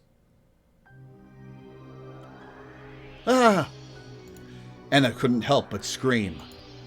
For when she saw them again, Kuroda and Higa's appearances had completely changed. Perhaps they were masquerading as Labo researchers, considering they were still wearing their provided lab coats. But the lab coats were no longer white, having been stained deep red by the blood oozing from their countless gunshot wounds. Well, that accounts for the last two people who were in question. It was Kuroda and Higa, Enna's superiors. By the blood oozing from their countless gunshot wounds. They were shot? Given that they were lying with their heads turned towards the door, it was possible that they'd been trying to escape from the room. The various sized holes in their body, especially the big ones in their stomachs, exposed their rust-colored viscera. But Enna couldn't peel her eyes from the dead bodies. What's any of this supposed to mean? Why were Chief Kuroda and Commissioner Higa shot to death, but the rescue worker alone had his neck snapped? Oh yeah, good question. I can only think of two answers. All three of these people were together when a terrorist came in, shot Chief Kuroda and Higa, and massacred the rescue worker. Well, close. Or perhaps the rescue worker was the terrorist himself. Chief Kuroda and Higa tried to apprehend the terrorist and fought him barehanded. And the scuffle ended a draw, with all three of them dead. She had a feeling the answer was more likely the latter. If she remembered correctly, her father's journal stated that Kuroda had transferred from the National Police Agency and had been an expert in martial arts since childhood. And Higa used to be with public security. It wouldn't have been surprising if he had matching strength too. I don't know the truth of the situation, but there's one thing I know for sure. Chief Kuroda and Commissioner Higa were killed by the terrorists. Enna gritted her teeth. Please rest in peace. I swear I will avenge you. Tips about them. We're getting tips like crazy today. I swear I won't let there be any more victims than this. She decided to keep up the facade of an ordinary person as she searched for the culprit. Or at least she tried to, but despite her determination, a new victim came up. Watase looked at the dead body and muttered dumbfoundedly. Who is this girl? Enna didn't know either, but she had a hunch. This girl's clothes look almost like a hospital gown. Could it be that this girl was a test subject confined in Labo? In that case, it was highly possible that Q had killed her. Then was Miss Yuri a test subject too? Could the cause of Captain Kasasagi's amnesia be related to the test subjects? If his amnesia is due to sense of sympathy, then who erased his memories and why? Was it this girl before she died, or could it have been Miss Yuri? Several doubts seized Enna's mind. She considered revealing her true identity and using her gun as a threat to seek out the criminal, but that was too risky. If any of the members of their group were either a terrorist or an ability level 6 communicator, then that whole plan had a high chance of backfiring on her. Now that I think about it, everyone here right now is suspicious. If that rescue worker was a terrorist, then Captain Kasasagi, Miss Tachibana, and Miss Moribe might be with the terrorists as well. And then there's Mr. Ukita, a possible sleeper agent, as well as Miss Yuri, an unidentified girl. There's nobody here I can rely on as an ally. Why did you kiss Watase in that... Wait, hang on. Right, she kissed Watase and then knocked him out. I'm trying to remember what happened 50 hours ago in the ending where she kisses Watase.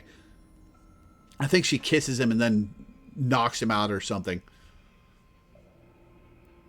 There's nobody here I can rely on as an ally. She was only armed with a single gun. She couldn't risk an offensive when she didn't even know her enemy's numbers. But still, I will apprehend the culprit at all costs. It's part of my job as a commissioner.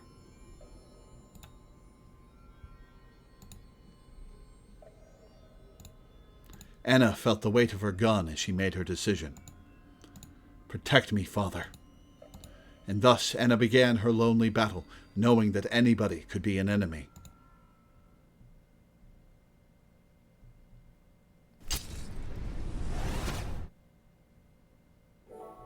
Well, no floral-scented memories. All right, we're going to save. And I'm going to take a quick break. So I will be back in a few minutes.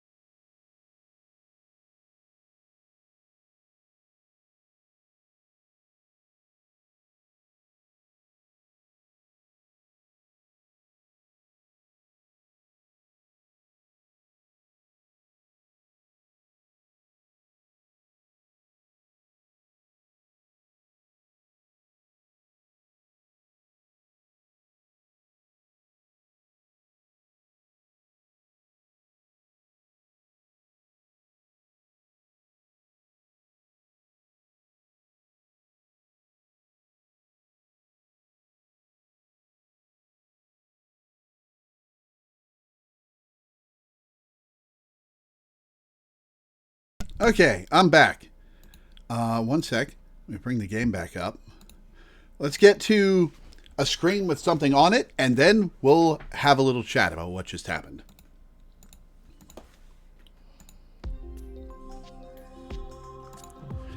Okay, let's talk about flashbacks. That was a good flashback. It presented new information. In fact, most of it was new information. It gave new context to previous events that we did not have before, which changed how we view the events depicted. It was interesting. None of it was dull. It was a bit long-winded, but none of it was dull. It follows an interesting character who was a big question mark until we had that flashback. It gave us several puzzle pieces that we can use to stitch together the rest of the plot, and it gave us answers about another question mark, who those extra two bodies were. That was a good flashback. It was interesting. It was relevant. It wasn't too meandering, but holy fuck, guys, that took a fucking hour and a half. Like, that was an hour and a half long flashback. Good God. Holy shit. This game, man, I swear to God. Like, if the flashbacks were all as interesting as that one, I would probably still complain, but I would be much happier with the game. But good God, give us more Enna flashbacks and fewer Route B flashbacks.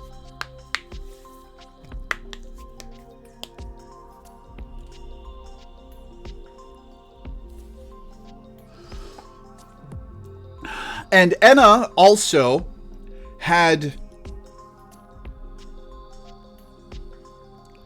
probably the least overlap with things we'd already seen out of any of these mind reading sessions. So that helps a lot too. Well, maybe Watch's phase. Well, I guess the big Watase one. I'm not counting that one. Because that's a focal crux point of the plot. But these endgame mind reading sessions, Enna probably gave us the most new information. And was the most interesting.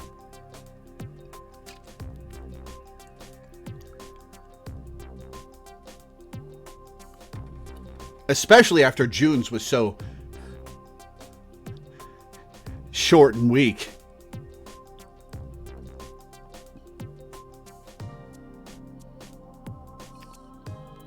Go figure. I'm complaining about a flashback not being long enough. Okay, look. June is one of my favorite characters in this story, of which I don't have very many. And she got the least focus in her flashback chapter.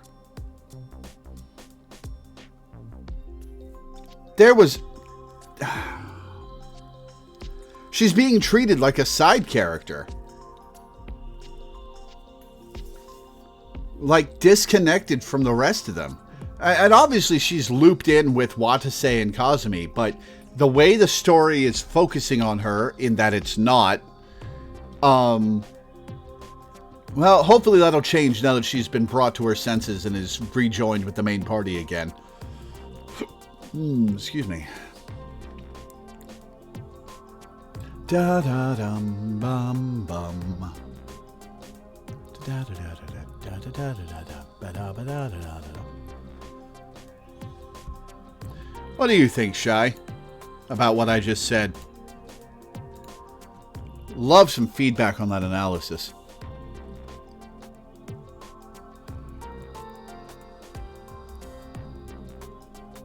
But yeah, Anna's flashback was good.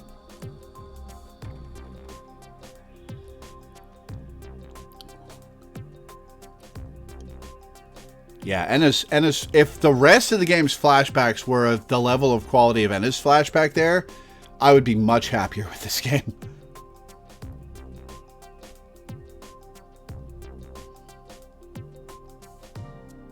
Yeah, my complaint about June's was that it was too short. Not that I trust these guys to make it longer and have it be interesting, but there was too little June. Too little June. Backstory, background, past events. Too little of it for...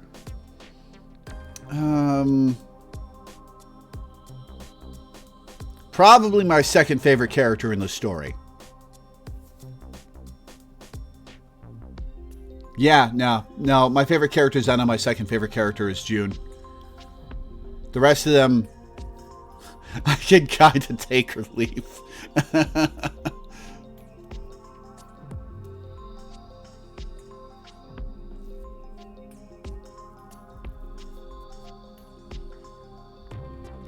Yeah.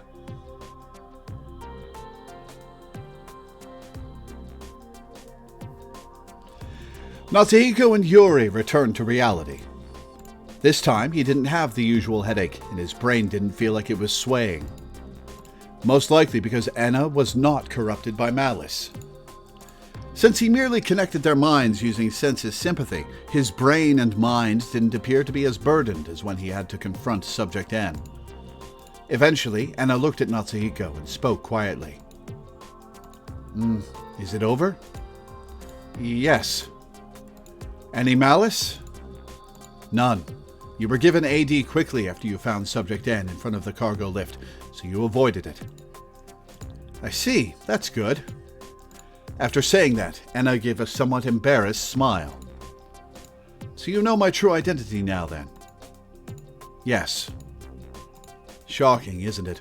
I'm sorry for deceiving you all this time. How many times have I heard that today? Natsuhiko wondered as he responded. Are you okay with me knowing? It was the only way to prove my innocence. But please, keep it a secret, okay? You too, Miss Yuri. Okay. Anna fell silent after that. A tinge of sadness filled her face. I see. It's because I read her memory. She ended up remembering many painful memories as well. For every memory that Natsuhiko peeked into, Anna remembered it as well. That was a fundamental rule of senses sympathy. Professor, are you okay? Don't be silly. No need to worry about me. It's all part of my job. And with that declaration, Anna's facial expression returned to normal. More importantly, everyone, listen up. Miss Sanamiya is attacking Captain Kasasagi right now. Huh? Hold on a second. Why would Luis attack? Oh, I know. Luis must have gone crazy because of that BC, right? Probably. There was no proof of that, but Natsuhiko just nodded for now. He had no time to explain Watase's true identity. Mr. Tenkawa, can't you send telepathy to Miss Sanamiya? I tried, but I can't get through. And I don't think Salu will lend an ear to what Watase has to say, either. Then what if Natsuhiko goes to Luis and directly explains the situation to her? No, wait, he's heavily injured, you know? We can't have him doing something so dangerous, can we? Then I'll go. Yeah, all 98 pounds of you? Huh? What'll you do? What will you do if you go? Save the captain, of course. And with that, June flew out of the room before anyone could stop her. Jeez, she's so impatient. Anna spoke with a sigh as she gripped her gun. I'll go too. That girl's not going to have any strength on her own. Then I'll go too. No, it's too dangerous, so just stay here. Will you be okay, Professor? Don't worry about me. I might not look like it, but I'm a super civil servant who safeguards society from the shadows, and who really likes alliteration. And with that grandiose declaration, Enna left the shelter, leaving only Natsuhiko, Yuri, Ukita, and the unconscious Mashiro behind. Will those two be okay? Salu still somewhat sees Professor Tsubakiyama as hostile. I don't know how she feels about June, though. She might think June's in cahoots with Watase, since she's also a rescue worker. But nevertheless, if Watase, Enna, and June all work together, they could probably succeed in apprehending Salu. Though someone might get hurt in the process. Damn it. For now, let's check on Watase's situation. Natsuhiko tried using Sense's sympathy on Watase. And immediately afterwards, Natsuhiko's vision switched with Watase's. He could hear Watase's rough breathing and the sound of dragging feet. Watase appeared to be desperately running through a connecting passageway somewhere. Did he injure his foot? What's wrong, Watase? Are you okay? Natsuhiko? Watase seemed surprised to have heard the auditory hallucination again after so long. Don't surprise me like that. Was that telepathy? Well, yeah, but you don't need to speak out loud. We can hold a conversation if you just think the words in your head. I see. That's a big help. So what's the current situation? Watase thought of the answer in his head. Kinda driven into a corner here. Salu attacked me, and I'm in the middle of running away. Where are you? I'm on B2, at the connecting passageway between Area 3 and 2's outer rings. Salu twisted my ankle in Area 3, so my foot's all messed up now. So I barely managed to escape here. It was at that moment that a sound echoed behind him. Watase turned around to see the security gate open and Salu appear. The least intimidating child of all time. Damn it, she caught me. Natsuhiko, send her some telepathy. It should be easy for you, right? I don't think it'll work, but... Natsuhiko temporarily suspended Sense's sympathy with Watase to quickly send telepathy to Salu. Salu, it's me. Can you hear me? Watase's on our side. There's no need to fight. Natsuhiko repeatedly sent that message. And then once he reinstated sympathy with Watase's senses, found him in the middle of a wrestling match. He saw Salu approaching Watase. She showed no reaction. The telepathy clearly didn't get through. No good. She's not reacting. Looks like she's taken AD. Well, that sucks. Looks like I've got no choice but to use brute force.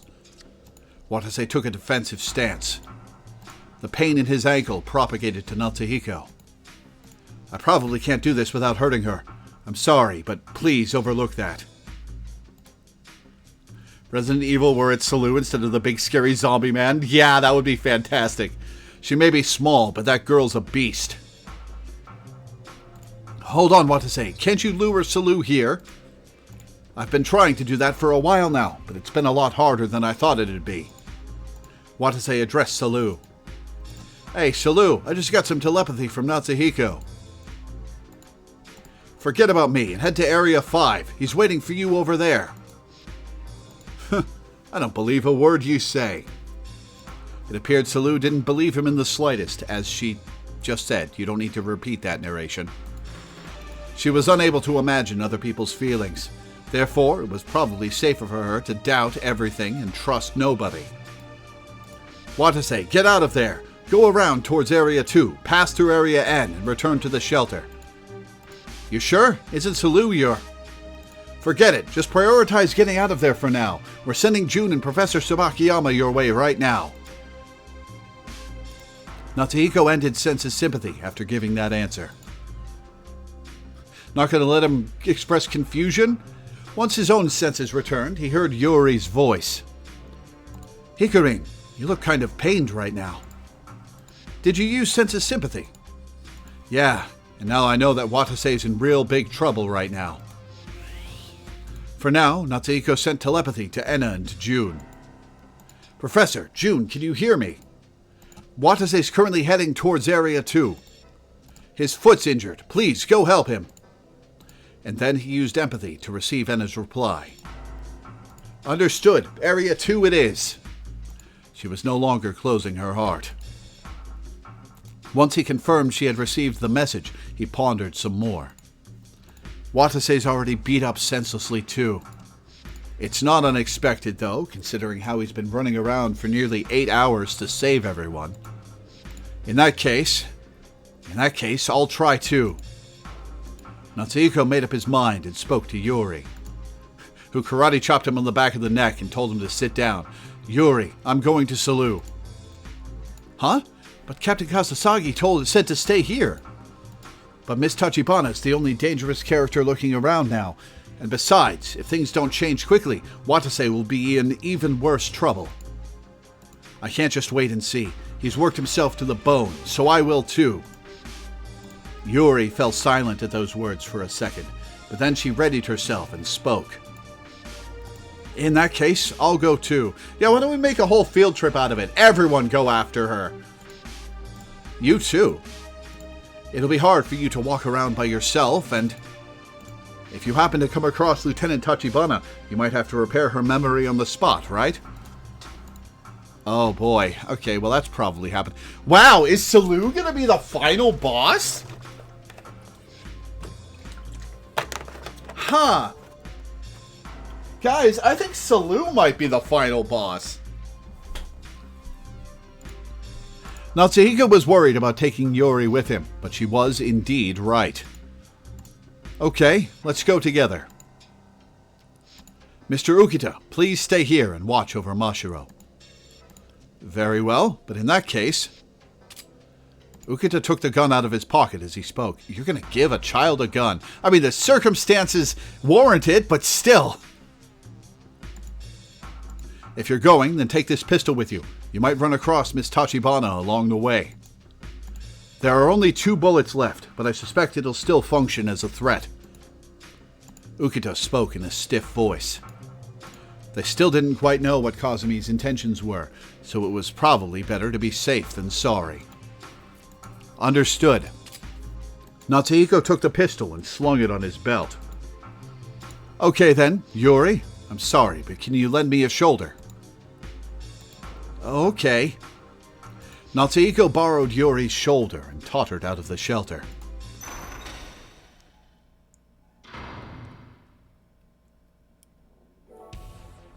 Watase squared off with Salou as he thought over the conversation he just had with Natsuhiko.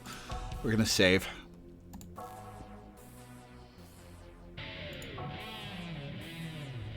And I will be right back. I got to go to the bathroom.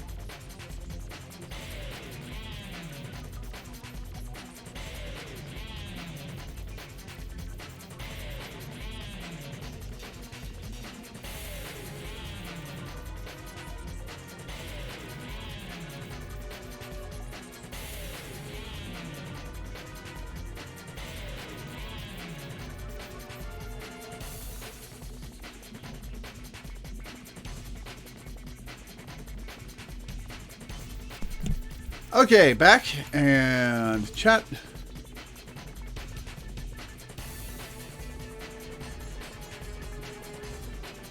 Okay. Watase squared off with Salu as he thought over the conversation he just had with Natsuhiko. They're sending Moribe and Teach my way, huh? Guess the kids were able to erase their malice. That just left Kazumi and the girl he was fighting right now. But now I'm faced with a dilemma. How do I get away? Should I try playing things her way now? Salu lunged at him as soon as he thought that. Watase mustered his strength and pushed Salu back away with a sidestep counter. Salu, now on the floor, did a backward somersault and stood up. Nimble. Watase took the chance to turn around and run off. He could tell Salu was chasing him. Pain rushed through his injured ankle with every step he took. But as long as I can get there... He soon located his goal. A security gate. Watase swiped his card through the slot. And right as the gate was opening, he destroyed the card slot. What are you doing? He heard Salu shout at him from behind. Watase pressed the close button on the other side and ran into Area 2. Salu chased him. Watase stood in front of the closing gate to block her, then shouted, I know you can't trust me, but this isn't the time to be fighting. Go to Natsuhiko and the others. They're looking for you. Bewilderment ran through Salu's face for a second. It was at that moment that the gate shut, separating Watase and Salu, and Watase turned around and was face to face with Kazumi. Phew, that sure was close. I have to get back to the shelter before Salu circles around to me. Watase limped on over towards the shelter. If he used Area N as a shortcut, he could get to Area 5 much faster. He steeled his resolve, dashing through the connecting passageway that led to the inner ring. Damn it, my feet hurt like hell. Will I make it? Watase endured the pain, opening the gate, only to see someone there on the other side. He thought it was Salu for a moment, but he was wrong. Someone a bit taller than her was walking towards him through the dimly lit hallway. Watase's eyes widened when he realized who it was. Kazumi? Yes, it was none other than Kazumi. She was carrying someone in her arms. Someone with deathly pale skin wrapped in something like a hospital gown. It was the body of Subject N, the one that mysteriously vanished from the cargo lift room. Captain? Kazumi muttered that in a quiet voice when she noticed Watase. However, Watase was too perplexed by the sight before him. You're the one who moved the body? Yes. But why? Because this girl is my sister. Oh, and fucked her up hard. Oh no. And fucked her up hard.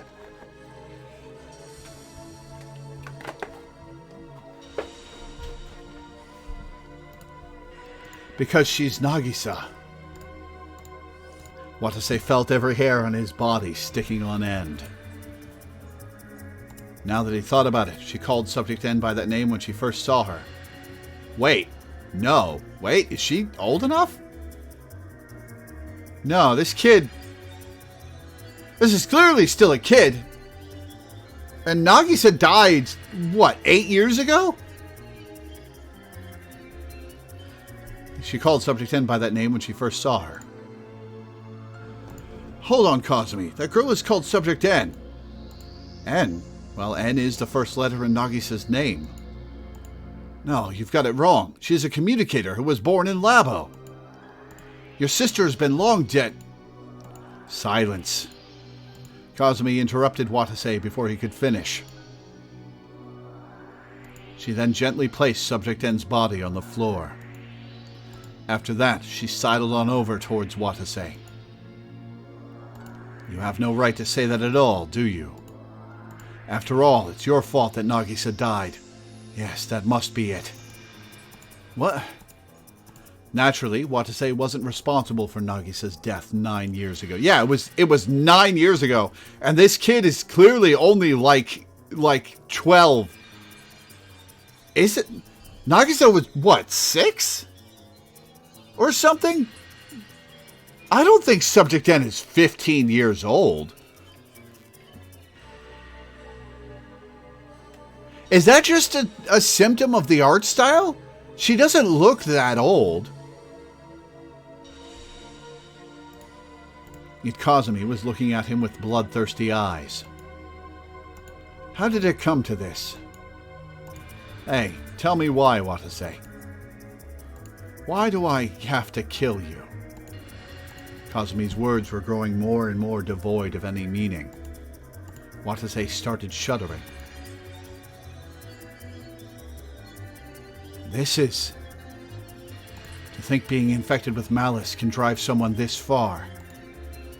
Kazumi's already lost all trace of rationality.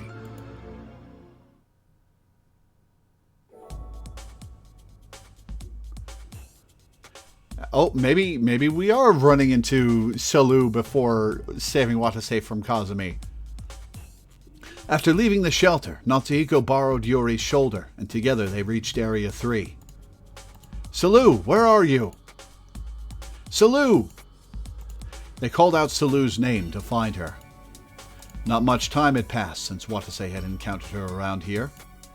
But if Watase had gotten away from her here, then there was no telling when they'd find her.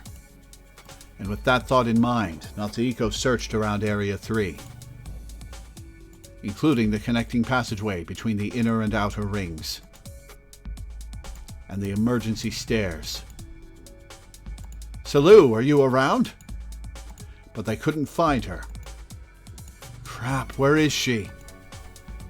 Maybe she went to another area. But not a moment after they whispered that, they heard her voice. Natsuhiko! They turned around. She was right there. Salu! Ah, I finally found you. Salu smiled in relief and dashed towards Natsuhiko. Ow! Salu's small head sank into Natsuhiko's solar plexus. But Salu paid no attention and just kept nuzzling her head against him. I was so worried. I thought that man might have killed you. It's okay. I'm a little roughed up, but I'm alive. Oh, buddy.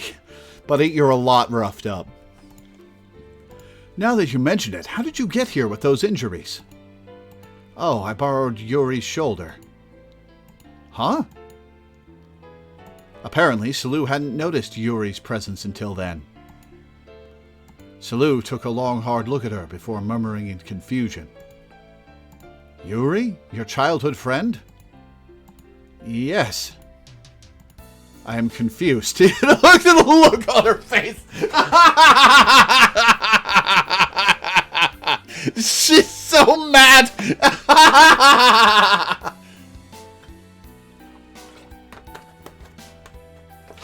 Oh, man. Oh, that's good. The professor told me Yuri died 9 years ago, and you've been seeing a phantom of her ever since. Oh, I see. Of course Mom would have you play along with my madness. But Yuri was actually alive. For 9 whole years, she's been trapped in this facility, just like we are now. His explanation only seemed to make Salu more and more confused. I guess it's understandable. I mean, it confused the hell out of me, too. That was what Natsuhiko was thinking, but immediately afterwards, Salu said something completely unexpected. Yuri, what is it? I feel like I've seen you somewhere before. Huh? Natsuhiko gasped. Even if she had heard about the phantom issue, Salu shouldn't have been familiar with Yuri's appearance, so how? What do you mean? Have you met before? Yeah, I'm betting Salu was born here.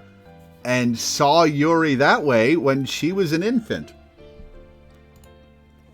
It might be my imagination, but when I saw Yuri, I felt somehow nostalgic. Wait, have you met her before, Yuri? No, I think it's just your imagination.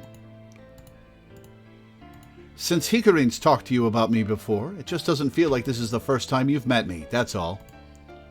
Does that sound about right, Salu? That's probably it. I haven't come across you today either. And besides, the professor showed me a picture of you from 9 years ago. It's probably because I saw that. Right. So, allow me to introduce myself again. Ignoring the perplexed Natsuhiko, Yuri spoke to Salu. Nice to meet you, Salu. I've heard a lot about you from Hikarin. You want to see Masharon, don't you? She's in Area 5, so we'll take you to her. Okay. Yuri took Salu by the hand and began to walk. Then I'll carry Natsuhiko. What, all 70 pounds of you? Okay, thanks. He felt a little ashamed at having such a small girl carry him, but he didn't want to waste time debating it. So Natsuhiko quickly accepted the offer. They could head straight for Area 5 by taking a shortcut through Area N.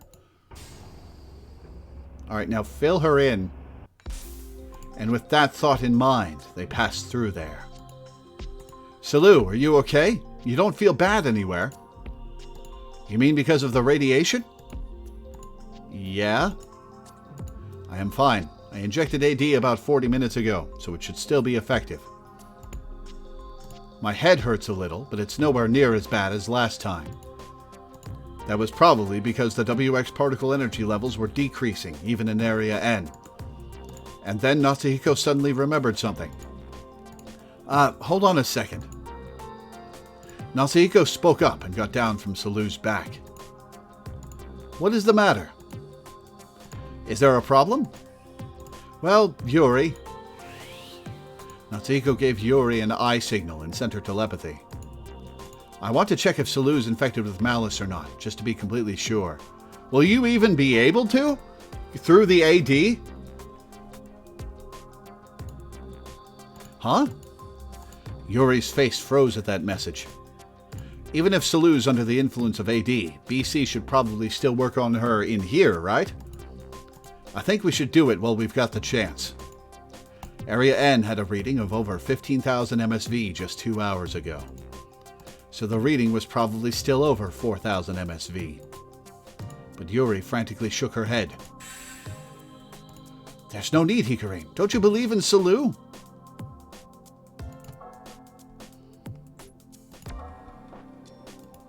Okay.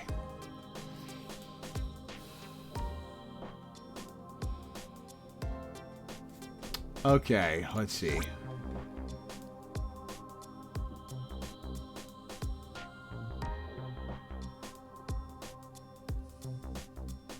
The game's pretty loosey-goosey with what high and low values will do. Okay, what do we do here? If we rank Salu and Yuri high, I'll listen to Yuri and skip scanning her, which could lead to her going berserk and causing problems down the line and getting us a bad ending. If I put them low, that could lead to a more immediate bad end where we break Salu's trust in us. Oh, what to do?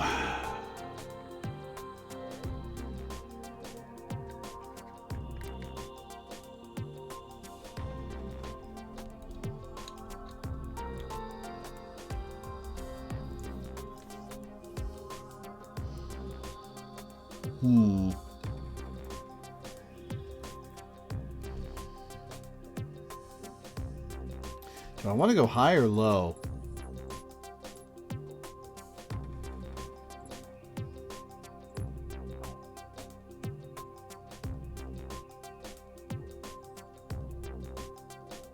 You know what? I'm going to put Yuri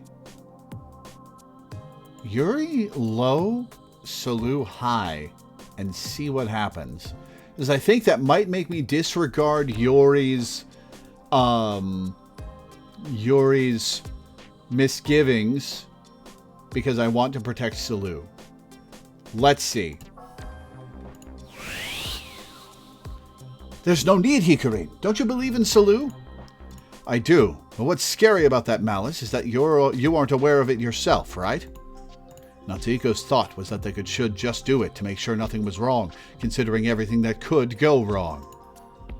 Then let's just check to see if there are any floral-scented memories or not. That's all we need to do to know if she's infected with malice or not. For some reason, Yuri was being almost uncharacteristically obstinate. What? Why is Yuri so against the idea of diving through Salu's memories? That is a good question. Is there some sort of connection between Salu and Yuri? Once he pondered that question, suddenly, a vision of what he saw from within Enna's memory flashed before his eyes. This article's about the Andressi witch hunt, as well as a vision of the day Salu transferred in. I lived in Andressi. Yep. Wait! Hang on! Salu's not a mind transplant, is she?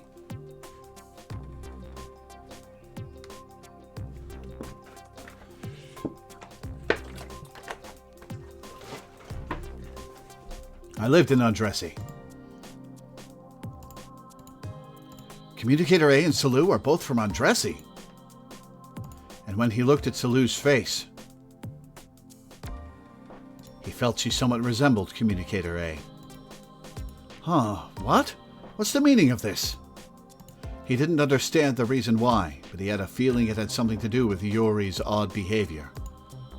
Since Communicator A spent the last year of her life inside Labo. Hold on a second, Yuri. There's something you know about Salu that I don't, isn't there? Is there some sort of reason we shouldn't dive into Salu's memories? No, it's just we don't have time. Yuri fell silent. Salu then interrupted. You two suddenly went quiet. What's wrong? Well, it was too hard to explain, so Natsuhiko just gave a non-committal answer. It's just, there's something we need to do, so Yuri and I were discussing it via telepathy. Telepathy? Yuri's a communicator too? Yes, I am. So can you use telepathy and empathy and... Just those two? Well, there aren't any other BC abilities besides those two, right? I see. Wow, Yuri's being really cagey with Salu. Right after she said that, Salu took a deep breath. I've solved the mystery. Huh? Actually, it's been bothering me a little. There are too many unnatural points about my past. There are very few details in it, despite there being 13 years worth of content. Are you saying you don't remember your past? Don't you think so too, Natsuhiko? Yeah? True, Natsuhiko did find it somewhat bizarre that her parents wouldn't let their daughter out of the house at all, but... What about it? I finally know the answer to the reason why that is. Salu gazed at Yuri and spoke. Yuri, you manipulated my memories, didn't you? What? Natsuhiko doubted his ears. She manipulated your memories? When? Wait, hold on. Have you two even met before? Thoroughly confused, Natsuhiko looked to Yuri. But she did not look particularly surprised. The plot thickens. Salu, you remember? Just a little bit. When I saw your face, it sparked a memory. A memory of September 9th, the day before I met Natsuhiko. The keyword memory manipulation. Area 0. Your room. I don't remember the details, but I feel like I owe an irreparable debt to you. Oh, interesting. Salu's words confused Natsuhiko even further. Yuri, is what Salu's saying true? Upon hearing that question, Yuri nodded in resignation. Yes. The truth is, I have falsified Salu's memory once before. Why? There was no other way. There were things she needed to forget for her own sake. Yuri, can you return those memories back to normal? I don't think she wants to. I can, but you might be better off not knowing, you know? That's why I manipulated your memories in the first place, Salu. Knowledge of the truth might do nothing but sadden you. Are you sure you want to know? Salu answered Yuri's question on the spot. It does not bother me. Please, restore my memory. Okay. This is going to be an extended sequence. And we are only doing a 3-hour stream today.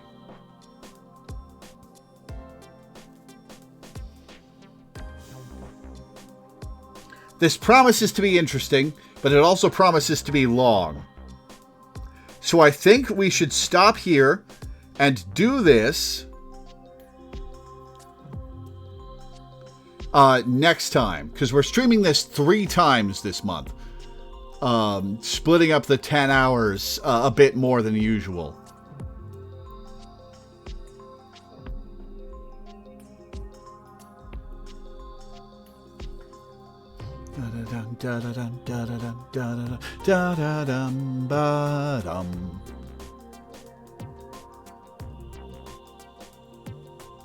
Not gonna lie, I was laughing a bit when you got super disappointed in Route B when you thought Salu was from France, yeah.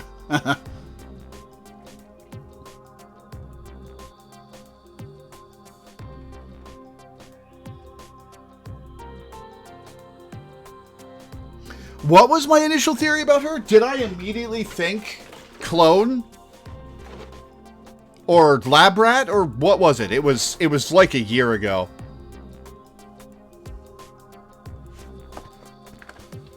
You thought she was from Labo. Ha ha! I was...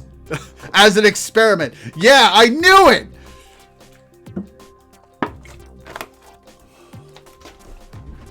I knew it!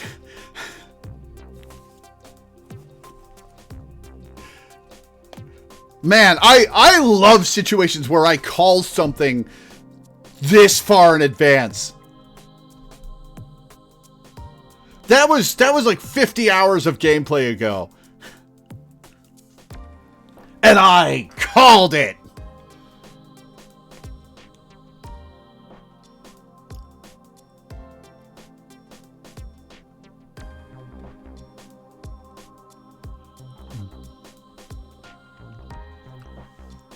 We'll finish this chapter next stream, then probably Paranormacite for the last stream of the month. Okay.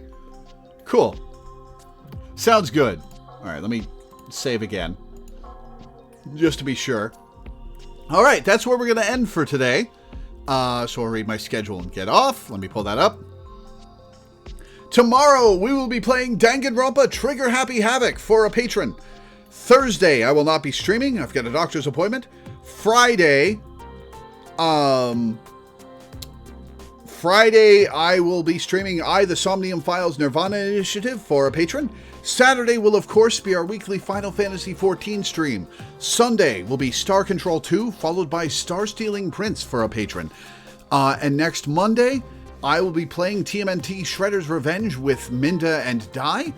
And then next Tuesday will be more Root Double Before Crime After Days. So that's what's coming up. Thank you guys for tuning in. Thanks for hanging out. Thanks for watching. And I will see you next time.